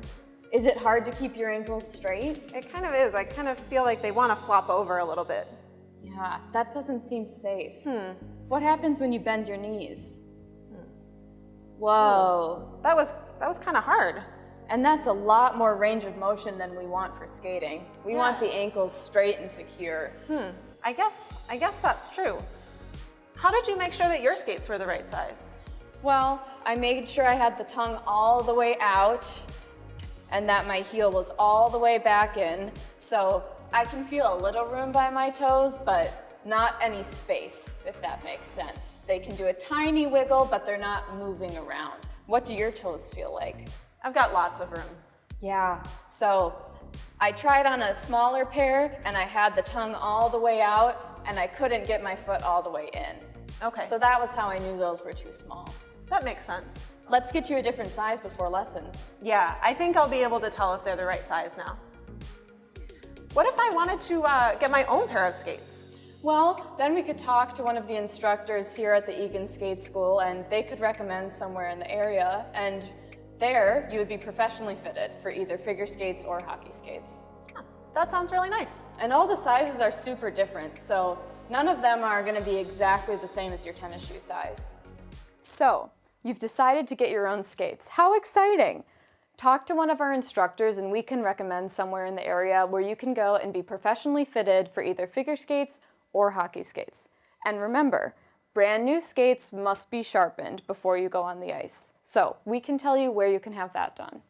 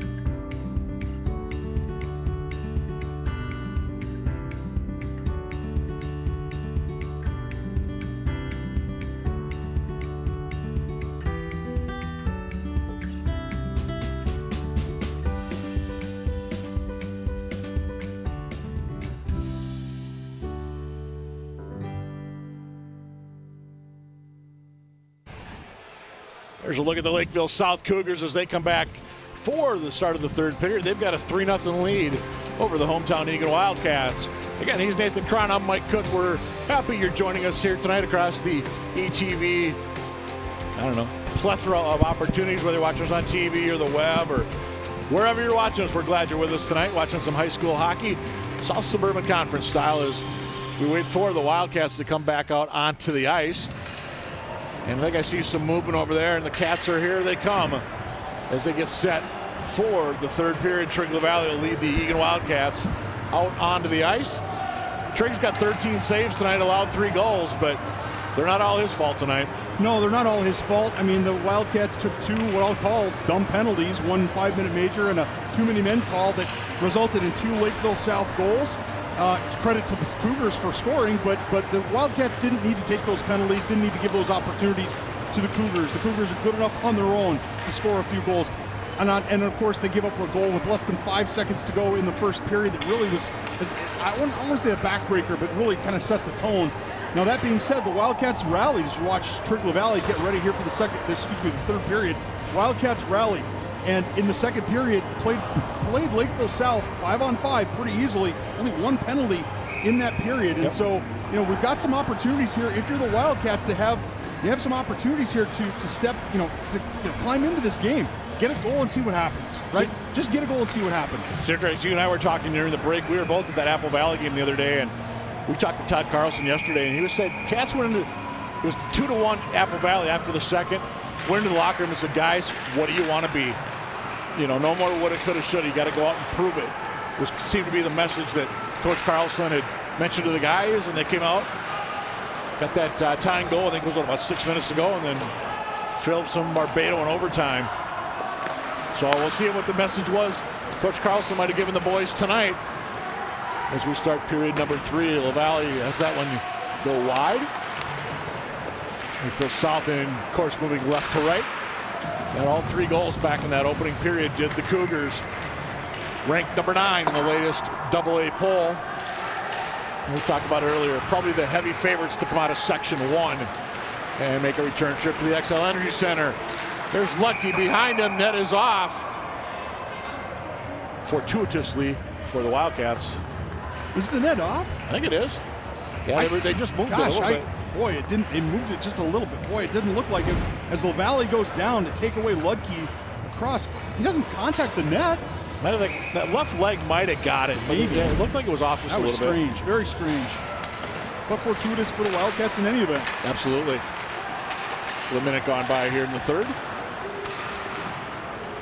We said Lakeville South, they have 6 shutouts this year in their 16 wins. Jack Hockenberg's got 5 shutouts, or 4 shutouts, I should say, going for number 5 tonight between the pipes for the Cougars. Wildcats need to stay 5-on-5 for this period. As you see the shots, Lakeville South has crept out to a little bit of a lead here in shots on goal. But if the Wildcats can maintain 5-on-5 hockey and continue with physical play, as it's held in there nicely by Murray. And in front, quickly gobbled up by one of the Lakeville South Cougars. And here they come into the Wildcat zone. Dom's going to lead the way. Shot high off the glass up over the cage. And here comes Eagan quickly out of their own zone. Deep into the zone. Oh, I think 13 was going to go for the big hit there for the Wildcats. Matt Hansen. Hansen's not afraid to throw his weight around as we got the Eddie Moore, Hansen, and looks like Cam Roth line out now for the Wildcats. Keaton Orr getting his first shift tonight, playing defense right now for the Wildcats, number 2. And if I could be chasing that puck down into the zone. And Orr knocks his man into the boards. First shift of the night, as we said, for the sophomore defender. And this will be Lafferty out top for the Cougars. Punched back out by Barbado of the Cats. I would imagine, though, that given how well the Cats played here in the second period, I imagine that the Cougars would want to be careful. A, they want to keep the shutout, but B, they don't need to press. They're ahead by 3 goals. They don't need to do anything risky, and I would imagine they would play really basic, fundamental hockey. There's Ernst, tried to center it, nobody there. Stone King was the closest one for the Cougars. Far side, Lakeville South. They're going to send it back up top. Shot goes through traffic. That goes wide on the way off. Went off of somebody in front. And can the Cats poke it out? They can. But Lafferty to regroup. The junior defenseman for the Cougars. All the way down the valley. Will he fall on it? And he wisely falls on it. I just want to mention, I'm Mike Cook, Nathan Crunigan. We've got a good crew here with us tonight representing Eagan TV. Yeah, we've got Dalton Gruber, Jack Mason, and Greg Borman here with the Emmy-nominated ETV crew. These guys do a fantastic job with replays, camera work. I mean, you know, we've had some great replays tonight. We've been able to take a look several times at things. You know, that's really a credit to this organization. And don't forget Eagan TV, they're always looking for folks that want to help out. And hey, if you get an idea for a show, contact ETV. They can make it happen for you. The Valley, well, he couldn't quite get the mitt down on that one after the initial save. Another save that time by the senior. 19th shot of the hockey game for Lakeville South. 13 and a half to go in regulation. South circles. Send it all the way back up top. Just good puck movement, good puck control by the Cougars, but Pritchard couldn't quite get around everybody on Eagan because here comes Wedward the other way. Wedward down low, he looks to circle. He's taken down hard into the boards. No official's arm in the air. Bit of a surprise on that one. Here come the Cougars the other way. Ludke tried to drop pass. He's actually going to get it back as it went off the skate of one of the Wildcats. Ludke, Willis. Wildcats are sagging. They need to come out and play at the Cougars rather than let the Cougars just circle. Down below, this is Gensel's back up top. He'll circle low, but he's not going to get the puck. Ludke's going to keep it. Ludke, left dot, shot. The Valley steers that one aside. Rebound is still alive. Cougars control. Miller. Elusive move down in the corner to get around Cron. Well, not quite as Cron knocks his man. A Pika check that knocks his man down in the corner. And we'll have ourselves an icing. That puck was about 6 inches away from Gensel's skates. I don't know why that's icing, but in any event. I'm going to give a shout out to Leighton Olson's Grandpa Fred watching from Florida. Thanks, Grandpa Fred, for watching in Florida. It's good to have you with us here on the World Wide Web YouTube channel. It's great to have you anyway, anywhere we can. And I'm sure Leighton appreciates his grandpa watching him. Also, we got to give a shout out to, of course, Mata Carlson watching us up in Sauk Rapids tonight. She checks out all the Wildcat games on ETV. We're going to have a hand pass that's going to bring the faceoff down into Lakeville South zone. Hey, quick opportunity. I want to mention the District 196 ice sets figure skating team. 60-plus skaters from across 196 schools, all the high schools. They're having their annual ice show March 3rd through the 5th at the Apple Valley Arena. Check out www.icesets.com for the annual ice show, District 196. And I didn't know this. That's been a curricular activity since 1976 in this district. 1976. That is incredible. I did not know it went back that long either. No. Which is about when Apple Valley High School opened, I believe. I don't know, maybe they just needed the arena. I don't know. South into the zone. Backhanded around. South looking to. You said that if they get one more, I think you can safely say it's over. Lofted up, just missing one of the beams here in the Civic Arena. Hawksprung backhands it around. Can South get it out? They're going to go far side this time. Cats are going to keep it in. Backhanded down low. Maxine Breckeisen on number 9 for the Wildcats. 2-on-1 Cougars. 3-on-1 drop pass back in front. Couldn't quite connect that time was Eli Miller. It was set up. Just couldn't get the final pass. In front, LaValle with another big save. Austin Dom's wondering, how did I not get that one in? Well, a great save by LaValle. The puck was actually loose between his legs. And fortunate quick whistle that time. A couple times as Doms, you see Doms shoot, the puck is sitting there. LaValle does not have it covered, but the referee thought it was in LaValle's pads, so he blows the whistle and we'll have a stoppage, but unlucky that time for Doms. It's a quality player. You can't just leave him in the slot like that. A quick apology on my part. I think I said Austin Doms. It's Ashton Doms. Apologize to the fan club of Mr. Doms. Cats looking to bring it out. Olsen couldn't quite control through neutral. Here's Wedward going in deep. He's knocked out by Patterson. They battle hard. Patterson knocks him down, and we're going to get a penalty on Patterson. I think it's going to be a cross check. It is. Cross check or interference. It's going to be a cross check. Yep. 6:21 time of this one. So the Cats, here's the opportunity they've been waiting for. You watch this right at the end. It should be right about. I don't think it's that one. It's coming right now. Yeah, there you go. That's it. Yep. That's a pretty easy call. Yeah, it is. It is an easy call to make. Now the Wildcats have got an opportunity, Mike Cook, and they've got to take advantage. Absolutely. By the way, Lakeville South 87% on the PK this year. Cats 19.2% success rate with the man advantage. And Barbado couldn't quite control. Cougars going to bring it out the other way. Ludke 1-on-3. Dumps it back, takes some time off the clock as Joe Gensel had it up to Ludke at the blue line. He'll just kind of dump it low. Well, South has got the better opening 30 seconds of this power play. And Novak for South. Cass, if they can get something going this time down. No, a little too far that time for Goyle. Goyle's going to go in deep. Still got the shot off. We got a good bounce off the boards, but Jack Hawksprung right there. Yeah, it's a relatively low percentage shot by Goyle, but at this point, you just want the shot. Goyle did a great job getting by Gensel and throwing it on Hawksprung, and Hawksprung does a nice job of just smothering it up, not giving up a rebound because Parker Jensen was looking for a rebound. 1:11 to go in the man advantage for the Wildcats, and they're going to be forced to regroup in their own zone.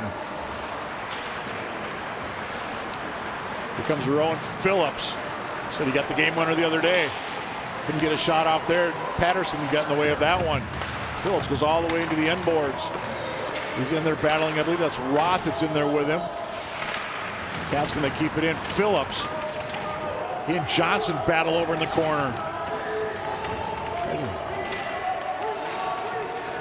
3-on-2 advantage Eagan in the battle. Referees just letting them play. Tick, tick, tick goes the power play. Under 30 seconds to the man advantage for the Wildcats. 9 minutes to go in regulation. South going to bring it out with wheels. Whoa, Ludke nearly ran into Parker Jensen, and that's not the kid you want to run into. No, Parker Jensen just about made Ludke's not year, because I tell you, if that collision had occurred, that would have been an absolute rafter shaker. Nice shot there by Doms, who has been a bit unlucky tonight, but Trig LaValle, to his credit, really stepping forth here. You know who Trig's favorite fictional character is? I don't. SpongeBob SquarePants. Well, when you're a goalie, you're allowed to be a bit eccentric. Oh, by the way, another car. He wants a Lamborghini Hurricane. And again, Trig LaValle, also another Wildcat that will be honored on Senior Day Saturday afternoon here before the game against Burnsville. Midway through this period, Doms in deep. Eagan tried to get the stretch outlet pass that time, far side. Number 7 on the ice, first time tonight for the Eagan Wildcats, Riley Paulus, junior forward. And the Cougars, I should say, just offside. I'm not sure what's going on. I understand that Coach Carlson is moving players around a little bit, but a couple of players we have not seen yet in this third period. Haven't seen much. No, but some seniors that I would expect to have seen out there, and not seeing them. Opportunity shot. Another shot, that time was blocked on the way through. There's Phillips battling in there for the Wildcats. He's got Lockenmeyer with him. But it's going to be Gensel going the other way for the Cougars. He's got all alone and had the slot open. Shot goes off a stick and up into the netting, but great opportunity that time. Joe Gensel coming down the slot. Cats were just watching. 7:52 to go. Yeah, Todd Carlson looking for his team to get on the board. Yeah, I'm looking at the Eagan bench, and I don't see Nicholas Cron on the Eagan bench, and I'm trying to figure out what's wrong. He's not been on the ice here, I don't think, in the third period, and he's not on the bench. Well, let's hope that's nothing serious. Big part of this Eagan defense is Nicholas Cron. They said one of the captains, along with Lockenmeyer and Will Mason. Of course, Will Mason's been out all year battling an injury. Cats way offsides that time. Well, I like the idea of Phillips. It was creative on Phillips' part, but he's got to make sure that he doesn't create that offsides. So look at Goyle skating off for the Wildcats. Oh, he only wants his dream car is a Rolls-Royce Cullinan. He burns candles. That's his pregame ritual. But Goyle, junior forward for the Wildcats. There's Ludke, another junior for the South Cougars. That one goes wide as Pritchard looking for his second of the night. Big hit behind. That one goes wide of the cage and out it goes. Lafferty to regroup for South. Cats trying to be aggressive that time on the forecheck all the way down. LaValle goes just wide. Icing will be the call on Lakeville South with 7:01 to go. As you look at Pritchard, that's Tate Pritchard, first goal tonight, his 13th of the year for Lakeville South. Second on the team between Ashton Doms, who's got 19, and Tanner Lutke's got a dozen for the Cougars. Wildcats can still make this interesting if they can notch another goal. Plus, it would really set them up well for Thursday, Mike, if they can get a goal here against Hawkesburg and just show that, hey, we can play with these guys. We can beat Hawkesburg. We can get a goal. We've had some opportunities. They're being outshot now by a bigger margin, but they're not giving up. That shots this period 7-1 favor of the Cougars right now as we're 10.5 gone by in the third. There's Pika to regroup. He's got to hustle over for the Wildcats. Pritchard still going full gear after that puck for the Lakeville South Cougars. Phillips, he's just going to backhand that one in. He, Lockenmeyer, and company will head off for a line change for the Eagan Wildcats. Gensel and And Cam Rothney at the blue line. Gensel has to retrieve his stick back at center ice as the puck deep into the Wildcat zone. Turnover, Cats. Gensel got that stick, then almost got a goal, but LaValle with a nice pad save. Inside 6 to go. Cougars back up top, all the way through. I don't think LaValle ever saw that, and the puck trickled just wide. And forcing to regroup are the Lakeville South Cougars. Cats change a couple of players up behind the play, and they'll have time to change more as we have an icing with 5:34 to go in this one. It'd be nice if the Eagan Wildcats could get to 20 shots on goal. Not sure they're going to get there. No, they've got one so far this period. And yeah, it's not that they haven't hustled and been working hard. They've been physical. They just haven't had shots on net. But, I'll give them credit though. I mean, Lakeville South has just 25 right now, and coming in, we said South has won 7 in a row. They've outscored their opponents 44-8 in that stretch, but there's an iron, nearly made it 4-0. But South was averaging something, or like it's got to be around 40 shots a game in those contests. So the Cats doing a nice job of holding them to 25 thus far with just over 5 minutes to go in this one. And we've got another Cougar down in the corner. And we've got a penalty upcoming on the Wildcats. Yeah, we have a penalty upcoming. And John Novak is slow to get up. Novak's going to be slow to get up. Parker Jensen's going to get the penalty, I think. Yeah, get that up there in the head. Yeah, just slightly. Yeah, a little bit. Just a little bit. Should mention. But that's, but he bends down. I mean, he bends down the whole. I mean, I don't get that at all. Yeah. It's a penalty, but it's not. It's not an intentional head contact play. It's not. He bends down and Parker's 6'7" on skates. He's a big boy. I mean, it was a clean hit. I mean, just not a clean hit, but just a minor penalty. But I don't get that at all. By the way, she mentioned Wyatt Sender, number 24 for South. Haven't seen him back in the hockey game after that, since he had that early hit back in the first period by Goyle. I mean, if you wanted to call Jensen for charging a little, I could understand it because he did have some momentum coming in, but I don't understand that. He didn't hit it. I don't get that. There was contact to the head, by the way, the official call. Well, I believe that call. I'd put more in that call. I put more credibility in the call if the refs hadn't missed a couple of hits from behind, some other stuff they've missed during the game. Willis whistles one just wide with just under a minute and a half to go on the power play for the Cougars. I really like to see the Wildcats kill off this penalty. Keep it to 3-0. Cross, another shot. LaValle right there. Hit him right in the Wildcat logo. Read that one well on the pass over to Willis. Ludke. Never got through. Willis gets it back. Back up top. Johnson. Sending it far side over there. Pritchard. No, Pritchard's in front. And can it come out? No, it cannot. Kept in again, that time by the Cougars. Back up top it comes. Near side Willis. Back to Johnson. Here's the shot. Nope, they're just getting across to Willis.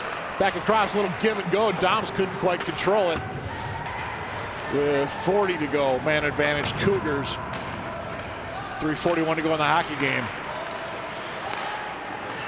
Willis down low, good passing by the Cougars. Nice shot, Barbado to get in the way of that one. Opportunity again. Cats need to get the puck out of there.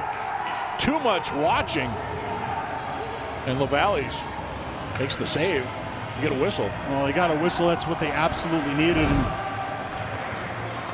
just not able to get the puck out. Wildcats spending way too much time messing around with the puck as LaValle gives them a frozen puck. And I see Cron finally he's on the bench with his helmet on and street clothes. I hope that's not a serious injury. Absolutely. These Wildcats are going to need him as a part of this defensive core as they move into the sections.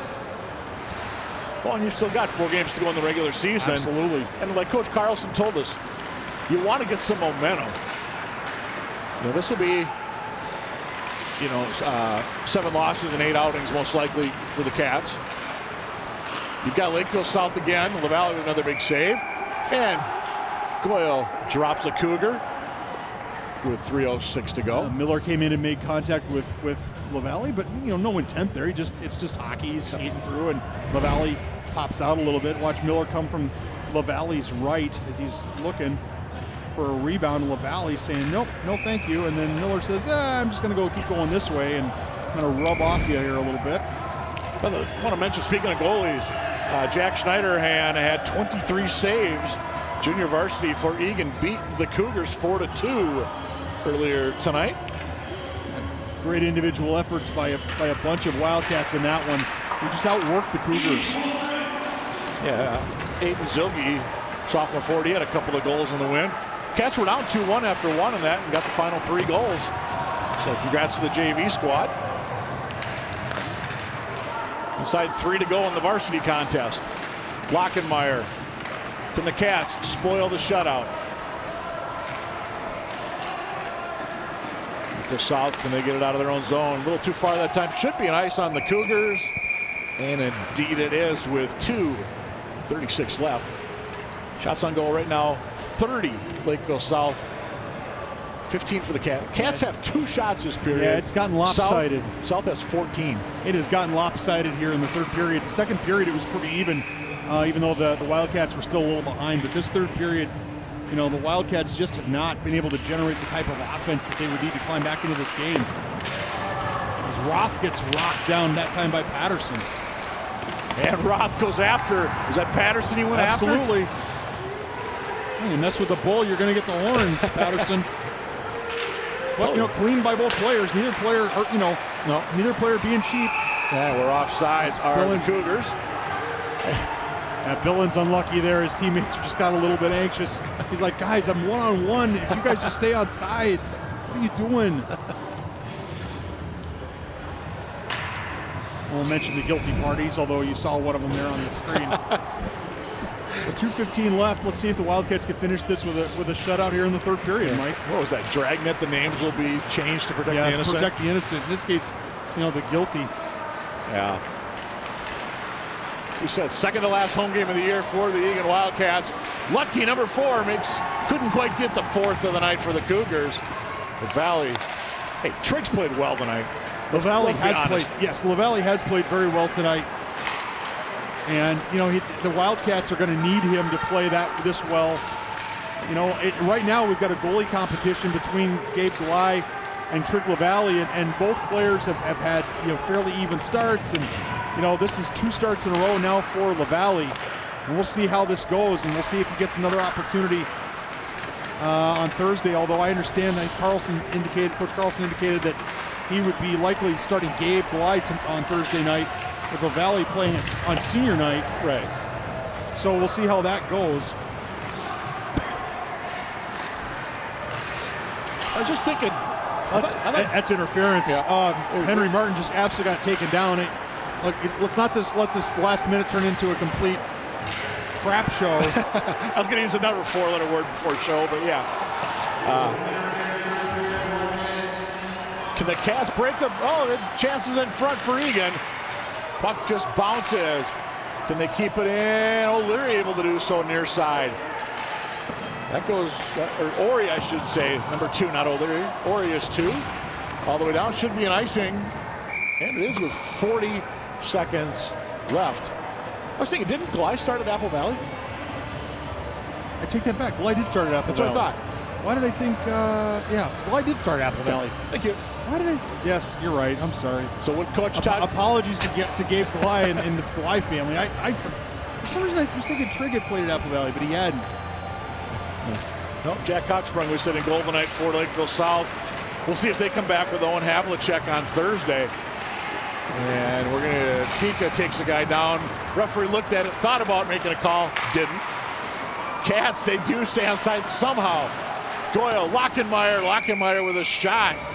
Cats trying hard not to have that goose egg appear on the scoreboard. Well, and they're getting darn close to 20 shots on goal. Nice shot by Lockenmeyer. Just Hawksburg sees it all the way.